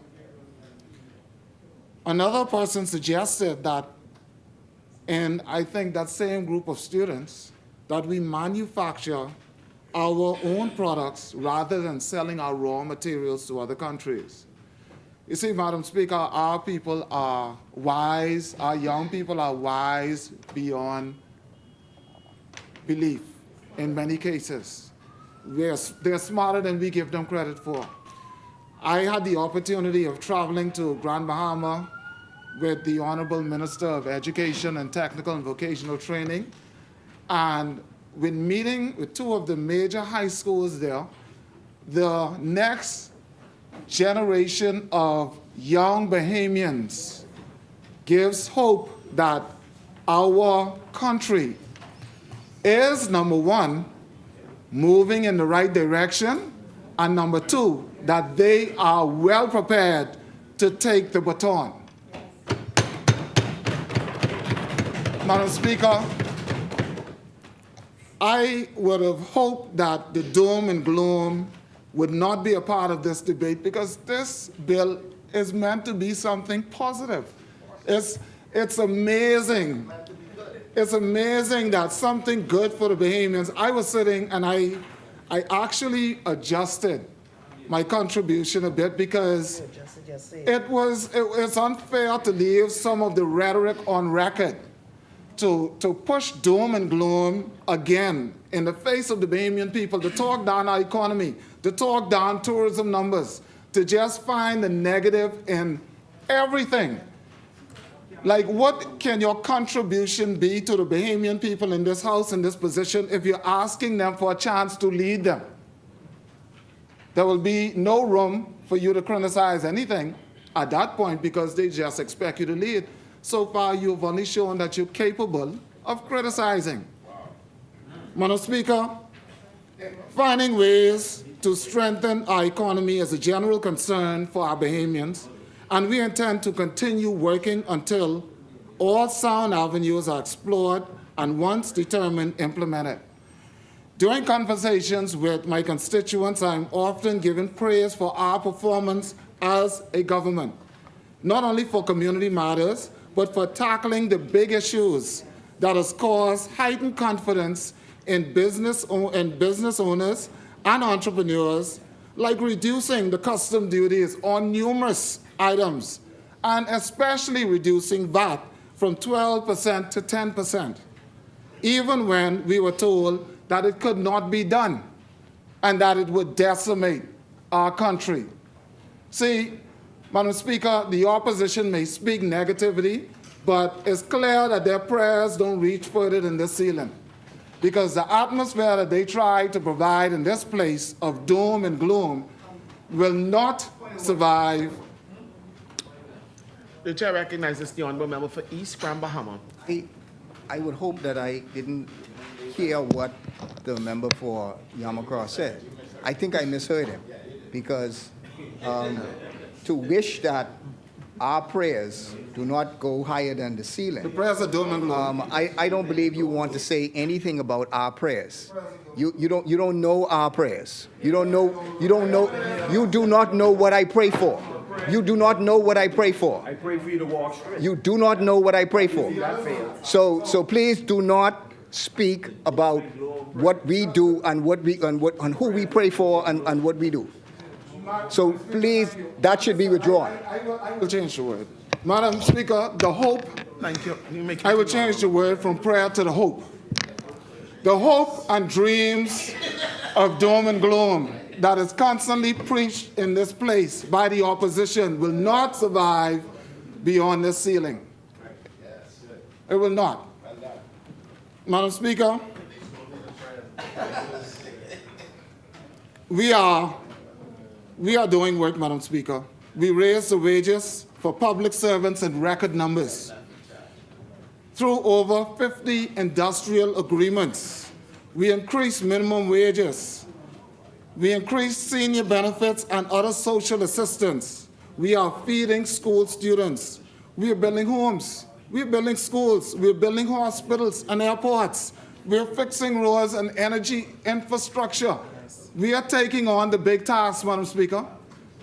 Madam Speaker, these are just some of the projects, and they know there are many, but we cannot leave it up to them to tell our story because they tell a very false story. The narrative is not real, and people should listen carefully and watch what they do. The other side is busy talking down our tourism numbers and economy and sell their meaningful contributions. This bill is a good thing, and we are going to sell it for what it is. They've glossed over that point in their submission so far, and so I will choose to bring us back on track and hope that the others, even the others from that side, East Grand Bahama, will follow. Madam Speaker, while we do not control global inflation, we are continuously working on ways of improving our economy and reducing the tax burden on everyday Bahamians and causing the rich multinational enterprises who make their money here to just pay their fair share. Madam Speaker, this domestic minimum top-up tax bill 2024 is another strategic step in the right direction. It causes the Bahamas to become more fiscally sound and globally competitive. I believe that our Prime Minister and our Deputy Prime Minister have clearly articulated all of the benefits that can be derived from it.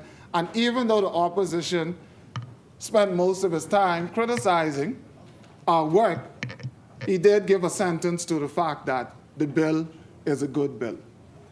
So, Madam Speaker, our Prime Minister often reminds us that the world, in comparison, he reminds the world and he reminds us that many countries geographically do not punch with our level of strength, that we are small but mighty and punch well above our weight. The multinational enterprises operating here in the Bahamas are well aware that other progressive countries enforce their minimum tax rates on them to ensure that they keep the revenue they make in their own jurisdictions. The bill ensures that tax revenues generated in the Bahamas stays within the Bahamian economy, supporting our national goals and protecting our economic interests. Other guiding principles of this bill are to establish a more sovereign fiscal control over our own tax base. In the absence of this legislation, when multinational companies make profits from operating here in the Bahamas, other foreign countries could collect the taxes which these enterprises are obligated to pay, diverting significant funds away from our economy. By implementing a domestic solution, the Bahamas becomes proactive in managing tax policies that impact our market, thereby increasing our financial independence and economic resilience. As a global player seeking first world status, we must align with international standards, and the adoption of this bill signals alignment with the OECD inclusive framework on base erosion and profit sharing, as our Prime Minister articulated. And it highlights that the Bahamas' dedication to fair and transparent tax practices. It reinforces our reputation on a global stage. As we have shown in so many pieces of legislation brought here in this Parliament, our approach is to remain balanced to ensure compatibility with international standards, while tailoring our policies to support our unique economic landscape. This domestic minimum top-up tax bill is part of a broader strategy to create a tax environment that remains attractive to multinational enterprises. By leveling the playing field internationally, providing assurance to companies that their tax contributions are competitive and transparent, and signals that the Bahamas is a stable, unfair, reliable jurisdiction for international business. As a people, we all want our infrastructure to be improved and our public services to be more efficient. The revenue generated through this bill can support these and other essential priorities. No right-thinking legislator will oppose these measures. We are only keeping large international players accountable to supporting the communities in which they operate. This is a proactive bill that seeks to prioritize protection over profit.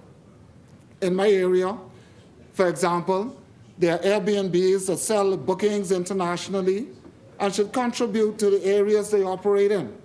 These companies often have huge operations in any number of countries all around the world and pay their fair share on profits that stay in those and other regions, or in those other regions.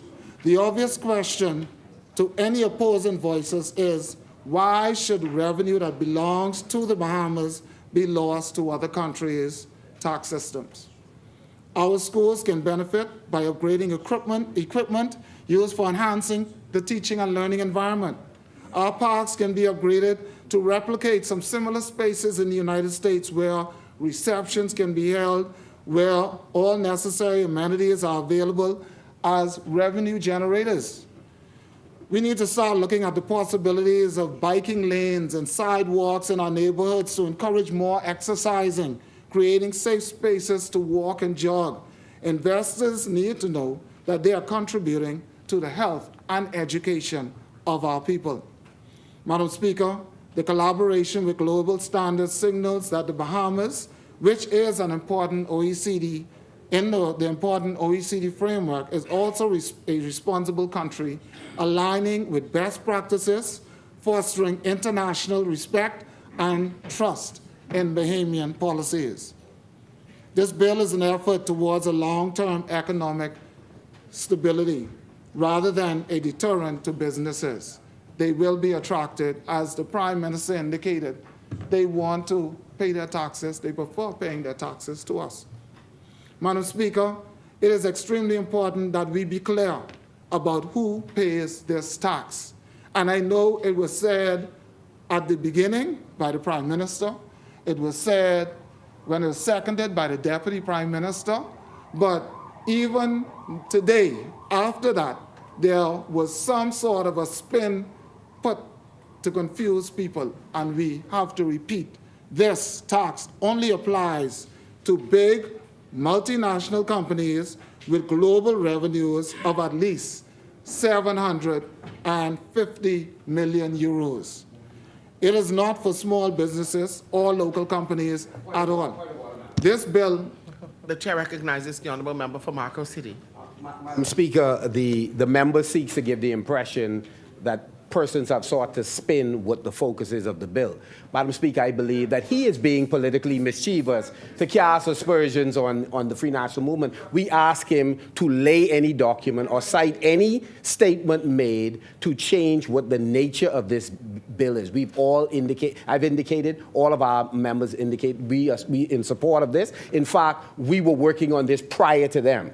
And so what he is saying is attempting to mislead the public, and it is patently untrue.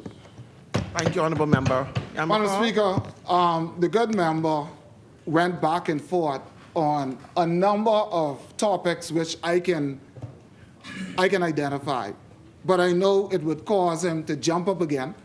He did not stick to the bill. He talked about Cat Island, what happened in Cat Island. He did not. What didn't happen in Cat Island? Oh, what didn't? But he went all over the place on the bill. The point I'm making is that when we are debating a bill, our time would be better spent as legislators, when we stick to the bill. We'll have a time to go through all of the other things, but we can't spend most of our time just continuing on that trajectory. Madam Speaker, our priority is to protect Bahamian revenue for Bahamians. As stated earlier, this bill is about keeping Bahamian tax revenue where it belongs, right here in the Bahamas. No matter the attempts to twist Bahamians, please note that there is no new burden on Bahamians or local Bahamian businesses. And to be extremely clear, this bill does not add a single penny to the tax burden of Bahamian citizens or small businesses. Its sole focus is on large multinational corporations ensuring that they contribute their fair share to our economy. This bill ensures clear rules and accountability for these corporations, for these enterprises operating in the Bahamas, to protect the interests and integrity of our country. With annual reporting requirements, multinational enterprises will be held accountable to the Bahamian people. This legislation allows the Bahamas to secure its tax revenue without needing external aid or imposing new taxes in the future. It is also important to note that with this bill, we are avoiding the need for foreign interventions. One of them is IMF support. Instead, we are taking proactive stands in keeping more of our own revenue here so that we don't face a scenario where Bahamians have to pay for others' shortfalls. Madam Speaker, at the end of the day, this is yet another progressive piece of legislation that benefits the Bahamian people in the long term, and it may be in not so long term. The evidence of our actions will continue to shine through all of the misinformation and manipulation. As we continue to have community meetings and meet our constituents on the ground, we will continue to inform our Bahamian people of the truth about taxes in our country and how each action taken by this administration is done in a measured and transparent way. Madam Speaker, the Prime Minister and Minister of Finance is a compassionate, visionary leader with compassion for his people. He leads and encourages us all to follow in that same direction. So the people of Yamoussoukro will benefit from this bill, as the people of the Bahamas will. They will benefit, and therefore, on behalf of the excellent constituents of Yamoussoukro, I support this domestic minimum top-up tax bill 2024. I thank you, Madam Speaker. Thank you, Honourable Member Asmini. The Chair recognizes the Honourable Member for East Grand Bahama.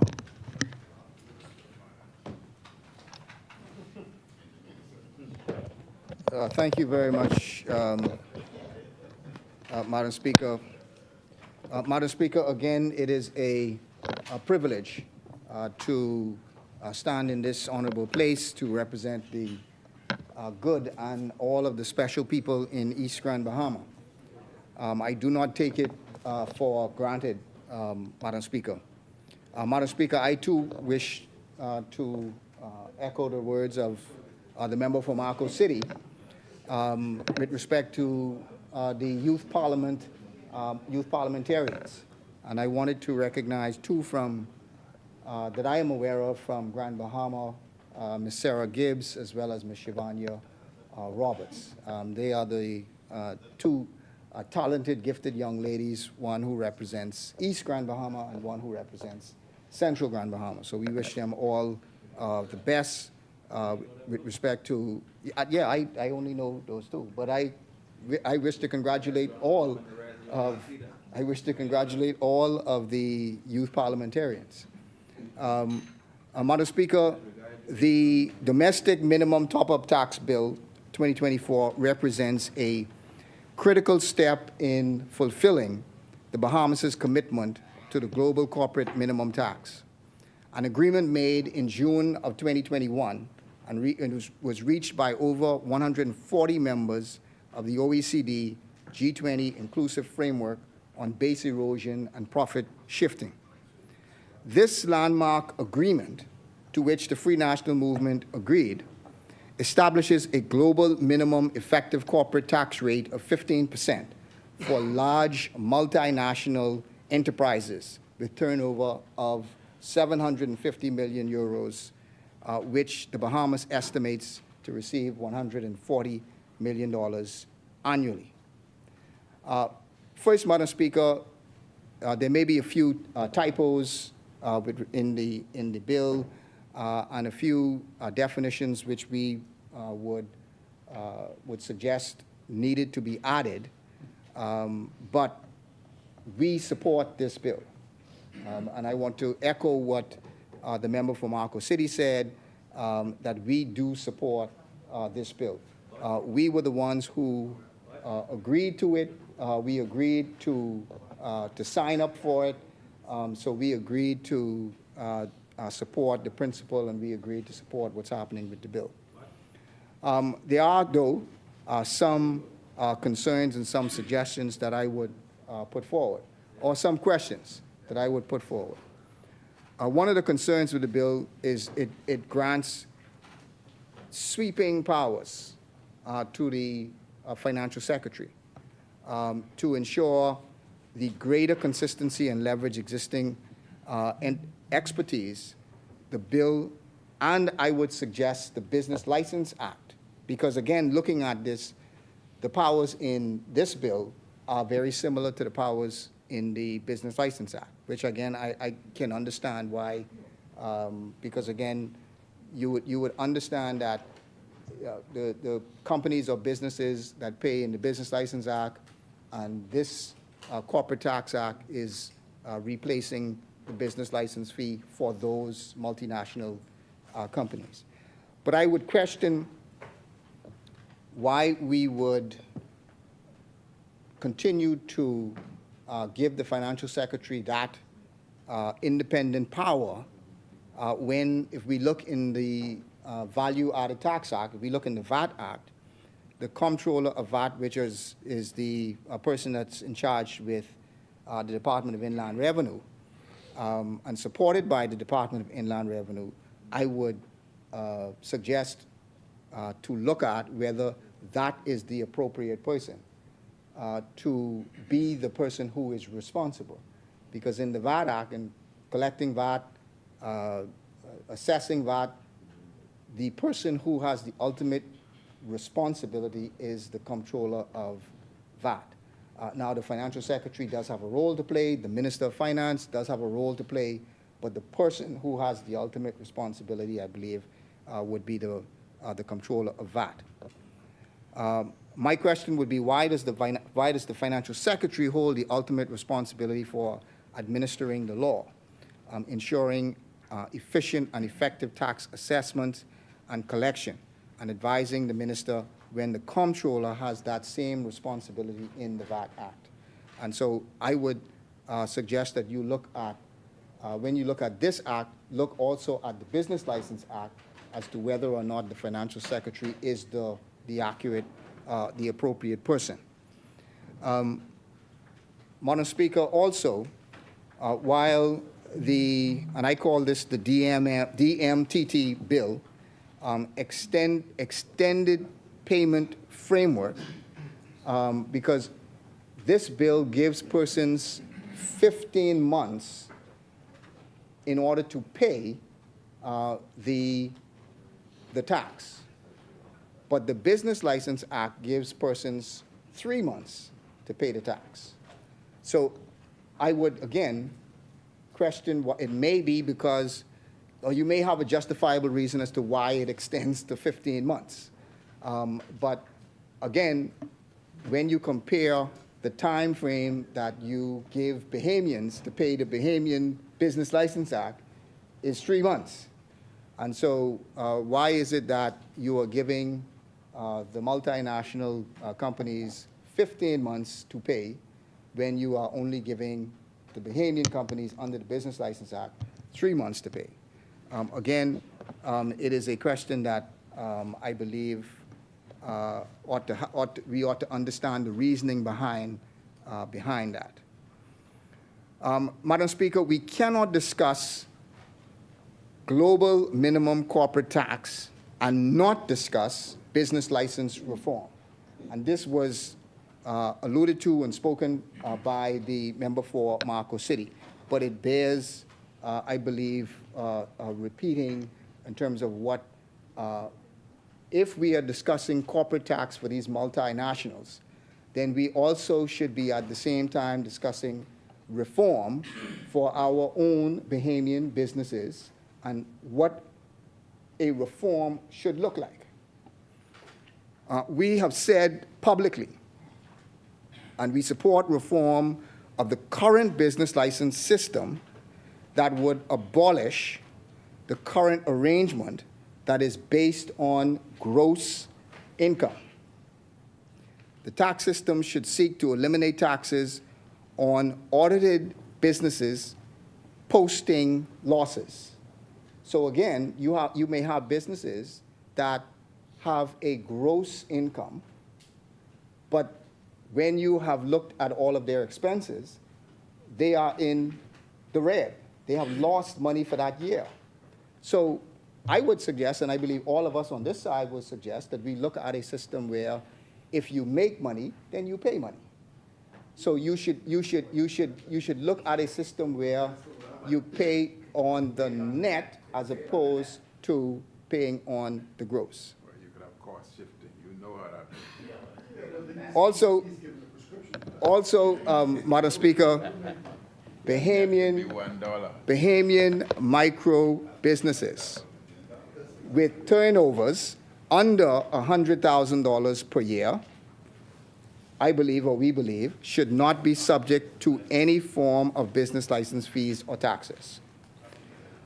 Also, Bahamian small businesses with turnovers of under $1 million should also have an option of the ability to pay a straightforward set fee based on a set structure. Madam Speaker, the Bahamian people are struggling under the weight of a high cost of living. The Bahamian public are struggling under the weight of high cost of living. They are struggling under stagnant wages, and they are also struggling under a government that is more focused on increasing taxes than fostering sustainable economic growth. Madam Speaker, I came from the airport today, and I drove with a taxi driver, a single mother. And I was trying to find out, but I didn't get that, and I didn't get the impression that she was either one, that she supported either one. But in having a conversation with her, and this was actually the interesting part about it, in having a conversation with her and speaking about the challenges that she's facing, the challenges with the industry, the challenges that she's facing with the cost of living, she brought up that yes, the government reduced VAT from 12% to 10%, but at the same time, they increased VAT 100% on breadbasket items, and they increased VAT 100% on medication. And she had a real-life story that she was seeking to get medication, and this medication that she spoke about was about $500 a month. And she was speaking about the real-life decision that had to be made as to whether or not she has to pay this additional, she would then have to pay this additional amount for VAT on the medication, and the choices that she would have to make with respect to buying food, paying her rent, paying costs for her son. So these are real-life decisions that persons in the country have to face. And that is a real-life decision that the government has decided that they would put on the backs of Bahamians that they did not have to do. They did not have to increase VAT on medication. They did not have to increase VAT on breadbasket items. And we would suggest that they should remove VAT off all medication, and they should also remove VAT off of all healthy food. I would say go beyond breadbasket items and put it on, take it off all healthy food. Madam Speaker, in a recent report from the University of the Bahamas, which again was mentioned by the member for Marco City, this report should really shape government policy because it was a study. This study found that a middle-class family of 4 needs a monthly income of $10,200 in New Providence and $10,100 a month in Grand Bahama to live comfortably. And they took account of all of the issues that you would need to in terms of living comfortably, to look at the food, look at transportation, insurance, savings. They took account of all of that. And they said that for a middle-class family in the Bahamas, you would need $10,200 in New Providence and $10,100 in Grand Bahama. These are standards that most Bahamians aspire to. So I'm not at all suggesting that most Bahamians make $10,000. But what I'm saying is, in looking at their study, these are standards that Bahamians aspire to. We aspire to have these things as a normal middle-class family in the Bahamas, and it would cost us $10,200 a month or $10,100 a month, depending on where you live. These figures represent a staggering increase of 104% and 53% respectively compared to the cost of living for working-class families in the same areas. To combat these issues, because again, it's a study. If it is a study that was conducted by the University of the Bahamas, and they say in their report that this study should be used to instruct policymakers in terms of what government policies should look like. The government should and must implement policies aimed at increasing social assistance. They should also look at this study, and I would suggest, and we on this side would suggest, to remove VAT and duty off of healthy food, because food was a substantial cost for a middle-class family. So the government should be able to take VAT off of all healthy food and medication, reducing taxes and government fees, and ensuring that we have a roaring economy that will put more money in the pockets of Bahamians. That's really what I believe the answer and the solution that Bahamians are looking for.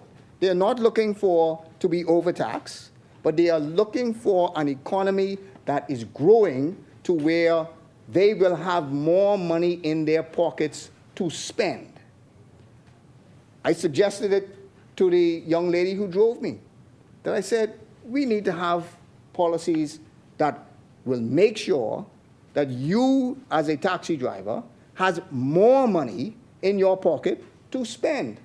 Because, again, there's only so much you could do to control the cost of food. There's only so much you could do to control other expenses. So we have to do what we can to control the cost of food at the same time as ensuring that our economy is growing so that we can ensure that there is more money in the pockets of Bahamians to spend. It is particularly concerning, Madam Speaker, in the light of the central bank's recent quarterly reports.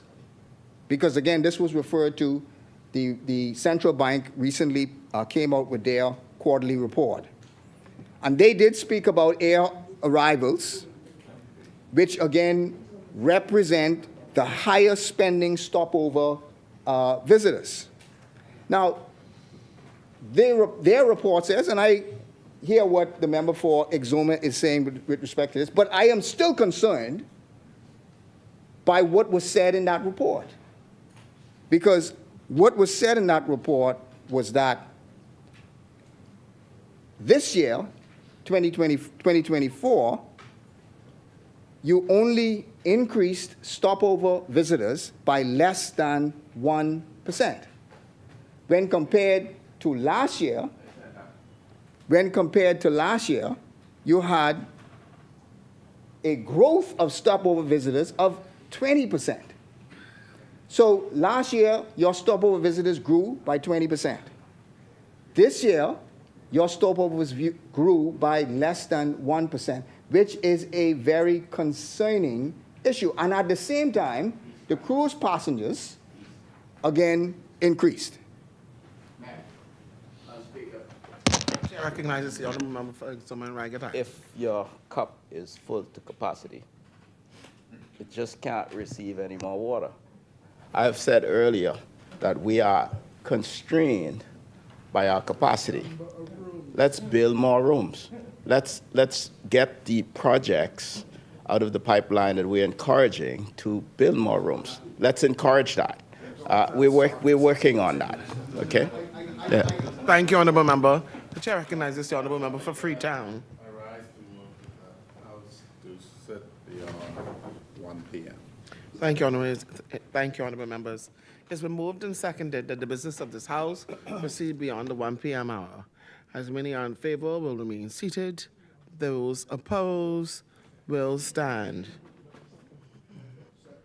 Thank you, honourable member. Madam Speaker, I will speak of to this what House will now the member proceed for beyond the 1 p.m. Exuma has said in terms of. Yes. The government's, again, I believe, dependence on cruise tourism and its failure to adequately expand the stopover market, which again is true because we have not. We have not. I mean, I hear what you're saying in terms of your explanation as to why it is, but we just have not. So it again has resulted in a situation where businesses are struggling and many Bahamians are finding it difficult, increasingly difficult. Sorry, Madam.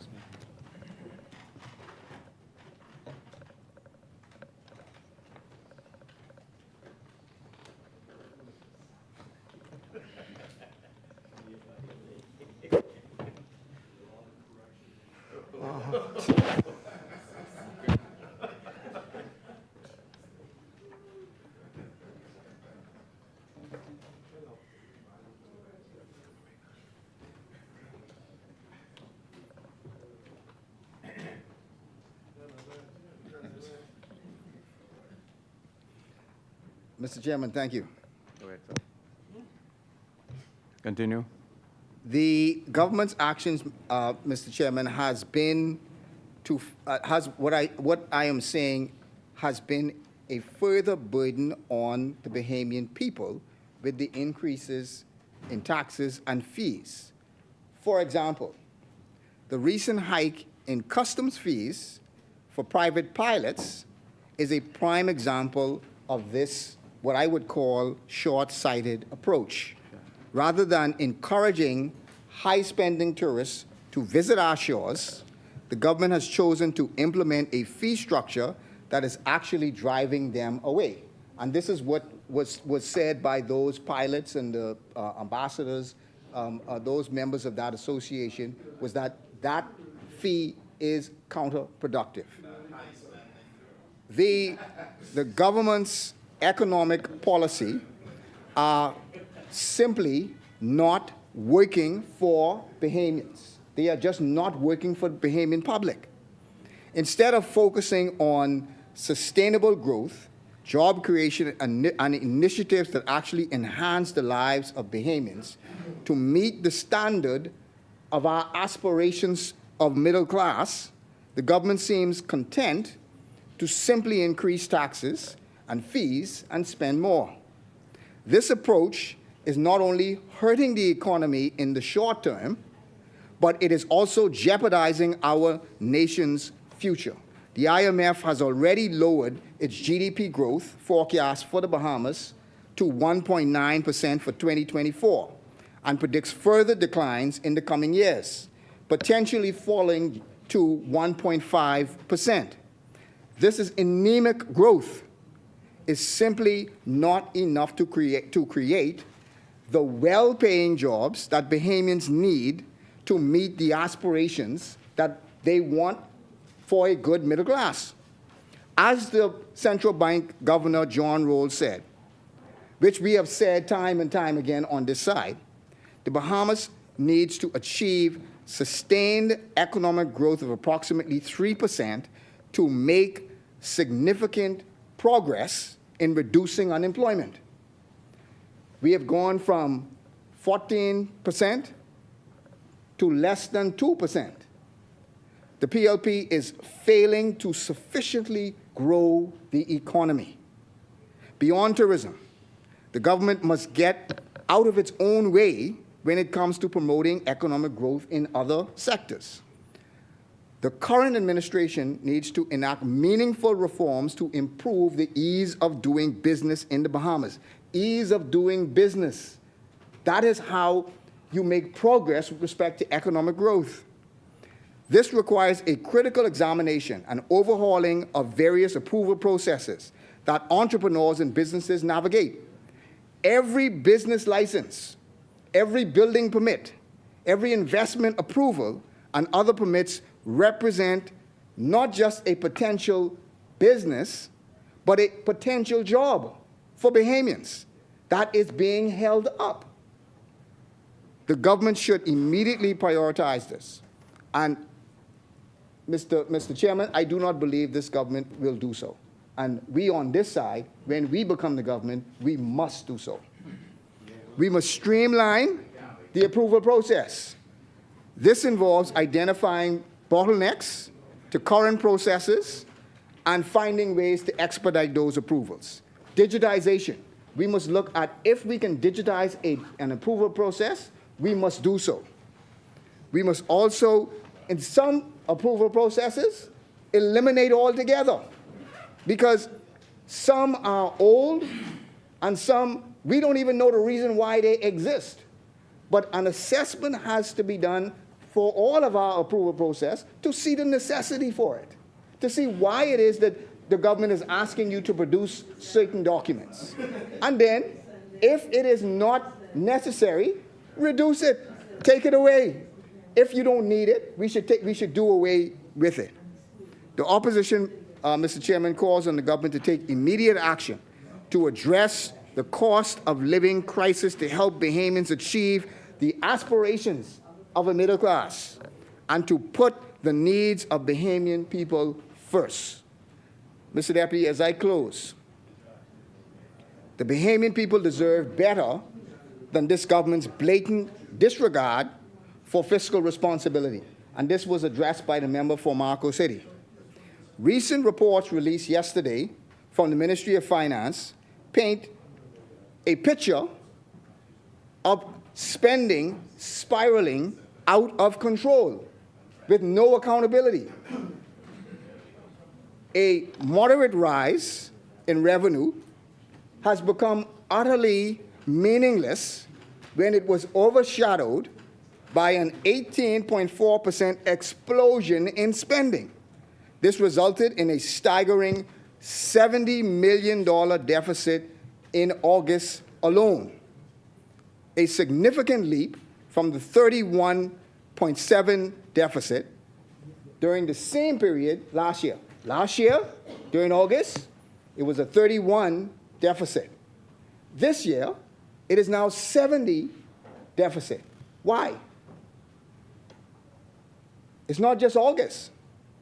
When you look, and unfortunately, it is becoming a pattern.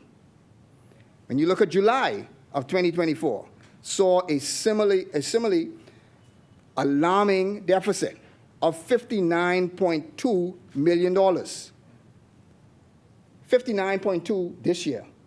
you actually had a surplus last year, which meant last year you made more money than you spent. You made 18 million more than you spent last year. This year, you spent more than 59.2 million than you made. So why is it such a stark difference? This is the first month, by the way, the first month after your new budget, which means that most ministries have not even geared up as to how they're going to spend money in the new ministry, in the new year. So why is it? You may have an explanation, but the Bahamian people deserve to know why is it that you have a $130 million, why you spent $130 million more this year than you did last year during the same period. What crisis happened that caused you to spend $130 million more this year than you spent last year? That is something that that the Bahamian people deserve an explanation to. We must understand what happened. Or is it that these payments are not new payments, but these payments, is it that these payments were payments that ought to have been made last budget period? Last budget period. We need to understand why is it that in the first month, and you must explain to the Bahamian public. You must explain to the Bahamian public why is it that you have spent $130 million more this year in July and August. Member? We need to understand that more. Hold on a second.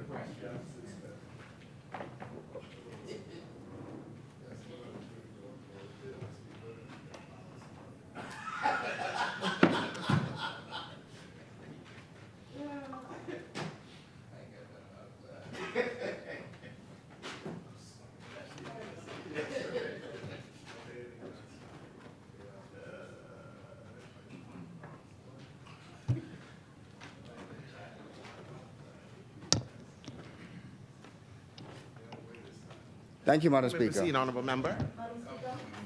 The chair recognizes the Honourable Member for Engliston. Yes, this is the second speaker from the opposition side who has raised this point about the first 2 months. And I think, they sat in the cabinet, they were in government before. I think they are aware that budgets are 12 months and the assessment of spending is judged on the budget and the spending at the end of that budget period. So I'm trying to understand what point is being made when it is making a point that has no context.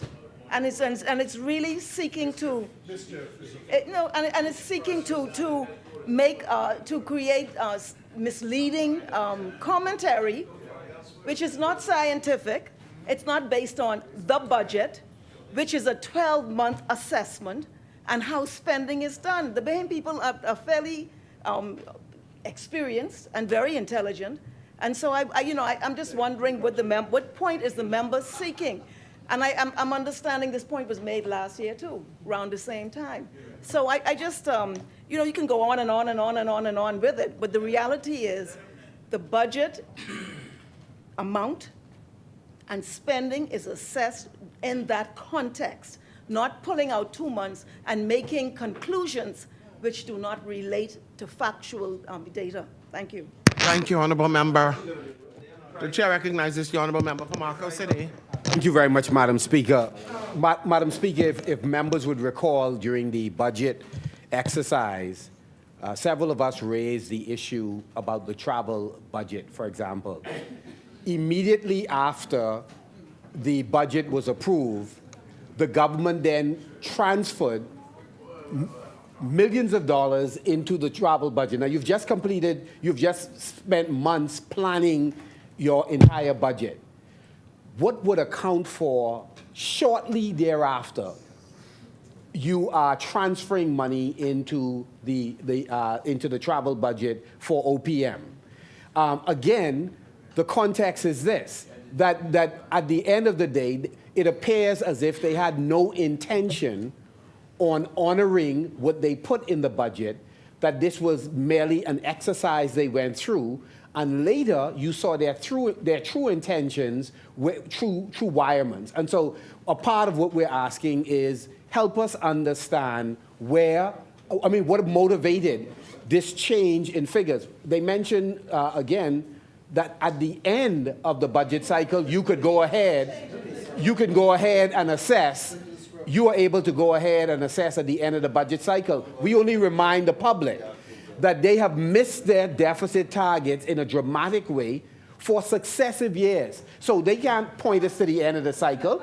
We are saying to them, the snapshot now and the movie later all shows the same thing, that their budgets, their deficit targets are not realistic, they don't intend to honor it, and they don't honor it. Thank you, Honourable Member. The Chair recognizes the Honourable Member for Engliston. Now, Madam Speaker, you know, maybe I'm going to speak because we talking about track record now. We can talk about track record in this Parliament. We will talk about it when that member sat in the cabinet. So I think I will wait for that moment.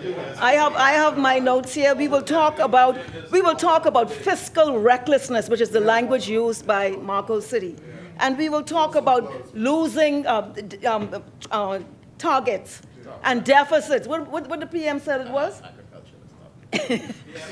What the fish name? The tilapia, whatever it named. So I'm going to wait, and I think I'm going to use the opportunity because we talk about track record now. So we come back to that. Thank you, Honourable Member. The Chair recognizes East Grand Muhammad. Thank you, Madam Speaker. Madam Speaker, the only issue I would say is this: the point that is being raised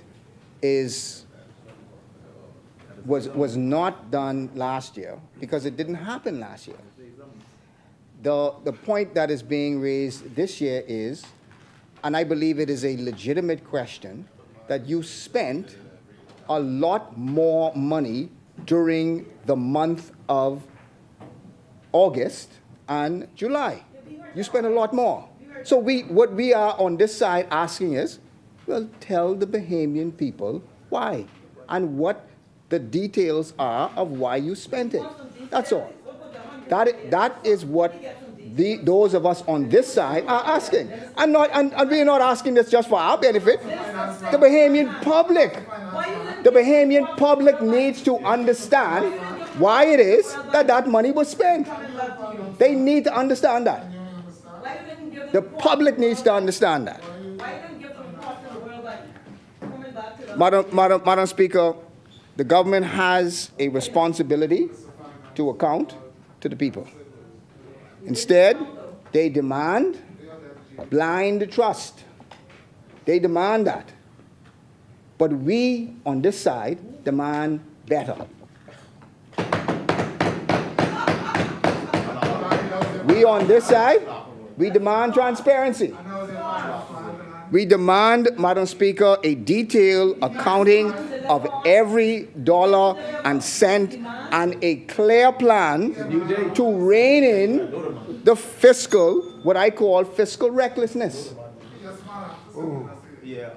Madam Speaker, as I close, the future of our nation is at stake and the Bahamian people deserve better.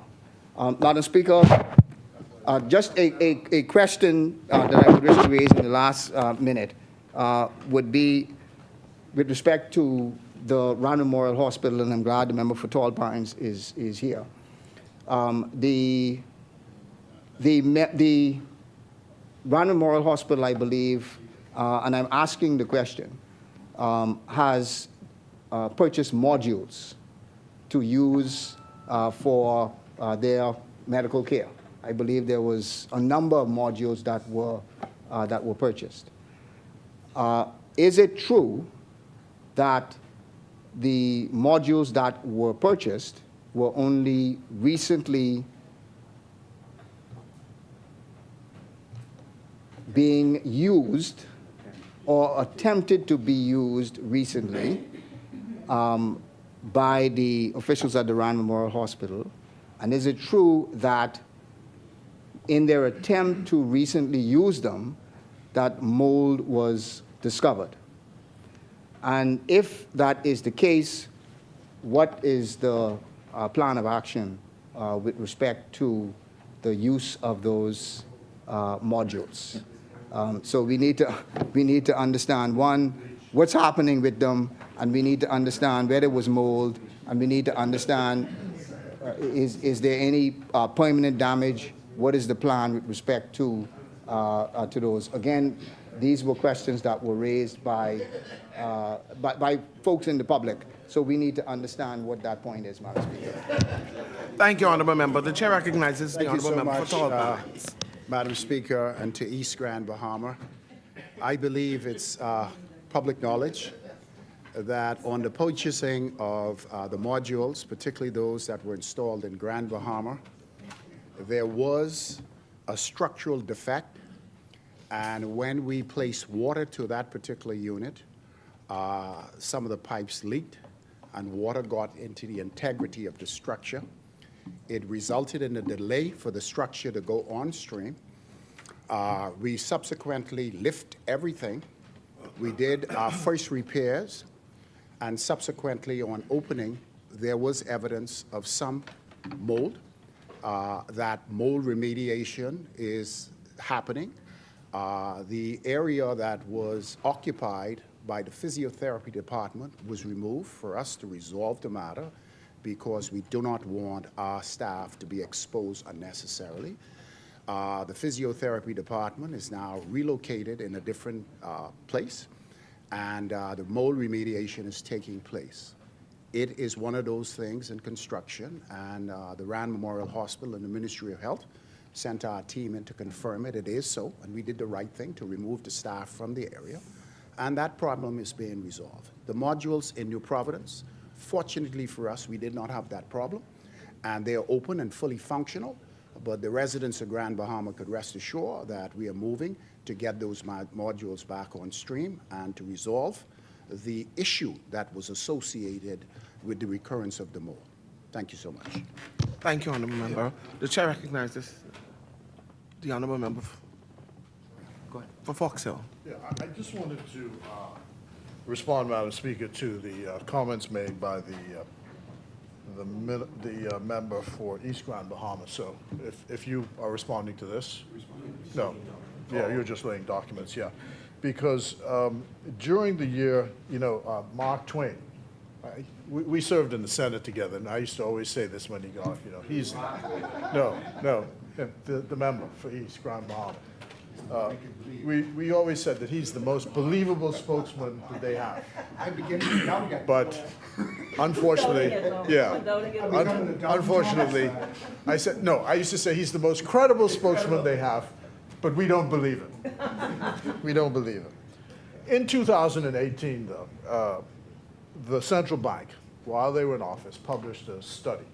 And the study said, if I recall correctly, that those families in the country making $30,000 a year or less could not, 50% of them reported that they could not make ends meet at the end of the month. So the study now that was done by Mrs. Archer, she made a presentation to our branch on Monday night, a detailed presentation of this. And he correctly stated that the figure that she advanced is aspirational. It doesn't say aspirational. So if people want to live at that level, this is what you have to. It doesn't say it isn't actually saying that that is the cost of being middle class. It's saying if you want to live at this level, exactly. So I just want to be sure that that is deconstructed, because she did a very particular study. It's really good. She's also invited people to come to the University of the Bahamas on Thursday at 10 o'clock because she's done a comprehensive survey on cultural values from independence up to now at the Harry Moore Library, if people are interested in that. So that's the point I wanted to make. And the point I was getting at with Mark Twain is he's quoted as saying there are lies, damned lies, and then statistics. Thank you, honourable member. Let me just grab those. Okay. The chair recognizes the honourable member for Marco City. Thank you very much, Madam Speaker. I wish to lay the following documents. One, OPM Revenue Task Force procedures being reviewed after CBS Bahamas visit. I'm also laying Cooper passenger tax to be delayed to January 1st, 2024. Thirdly, Revenue Enhancement Task Force actions condemned as bullying and unlawful. We're also laying monthly fiscal summary report, Madam Speaker, that shows the government busting its deficit, and the monthly fiscal summary report, October 2024. Also, articles related to stopover visitors versus cruise passengers that Madam Speaker revealed the challenge that the Minister is having, Minister of Tourism is having. Thank you. Forms. Order documents to lie on the table. Thank you. The chair recognizes the honourable member for Engliston. Speaker, I just wanted to, the member for East Grand Bahama made a point. We need to find out what happened in these 2 months.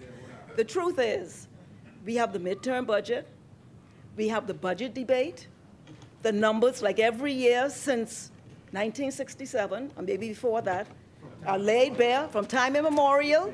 And so I would just invite the member to, sort of resist the temptation for these conspiracies.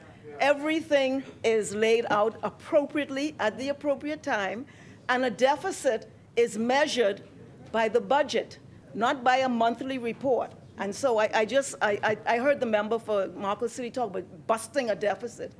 That you cannot assess our budgetary period until the end of that period. Thank you, Madam Speaker. Thank you, honourable member. The chair recognizes the honourable member for Freetown. Move that the business of this House be suspended to 3 p.m. Second. Thank you, honourable member. It's been moved and seconded that the business of this House be suspended until 3 p.m. As many are in favour, will remain seated. Those opposed will stand. The motion is carried. The business of this House stands suspended until 3 p.m. All right.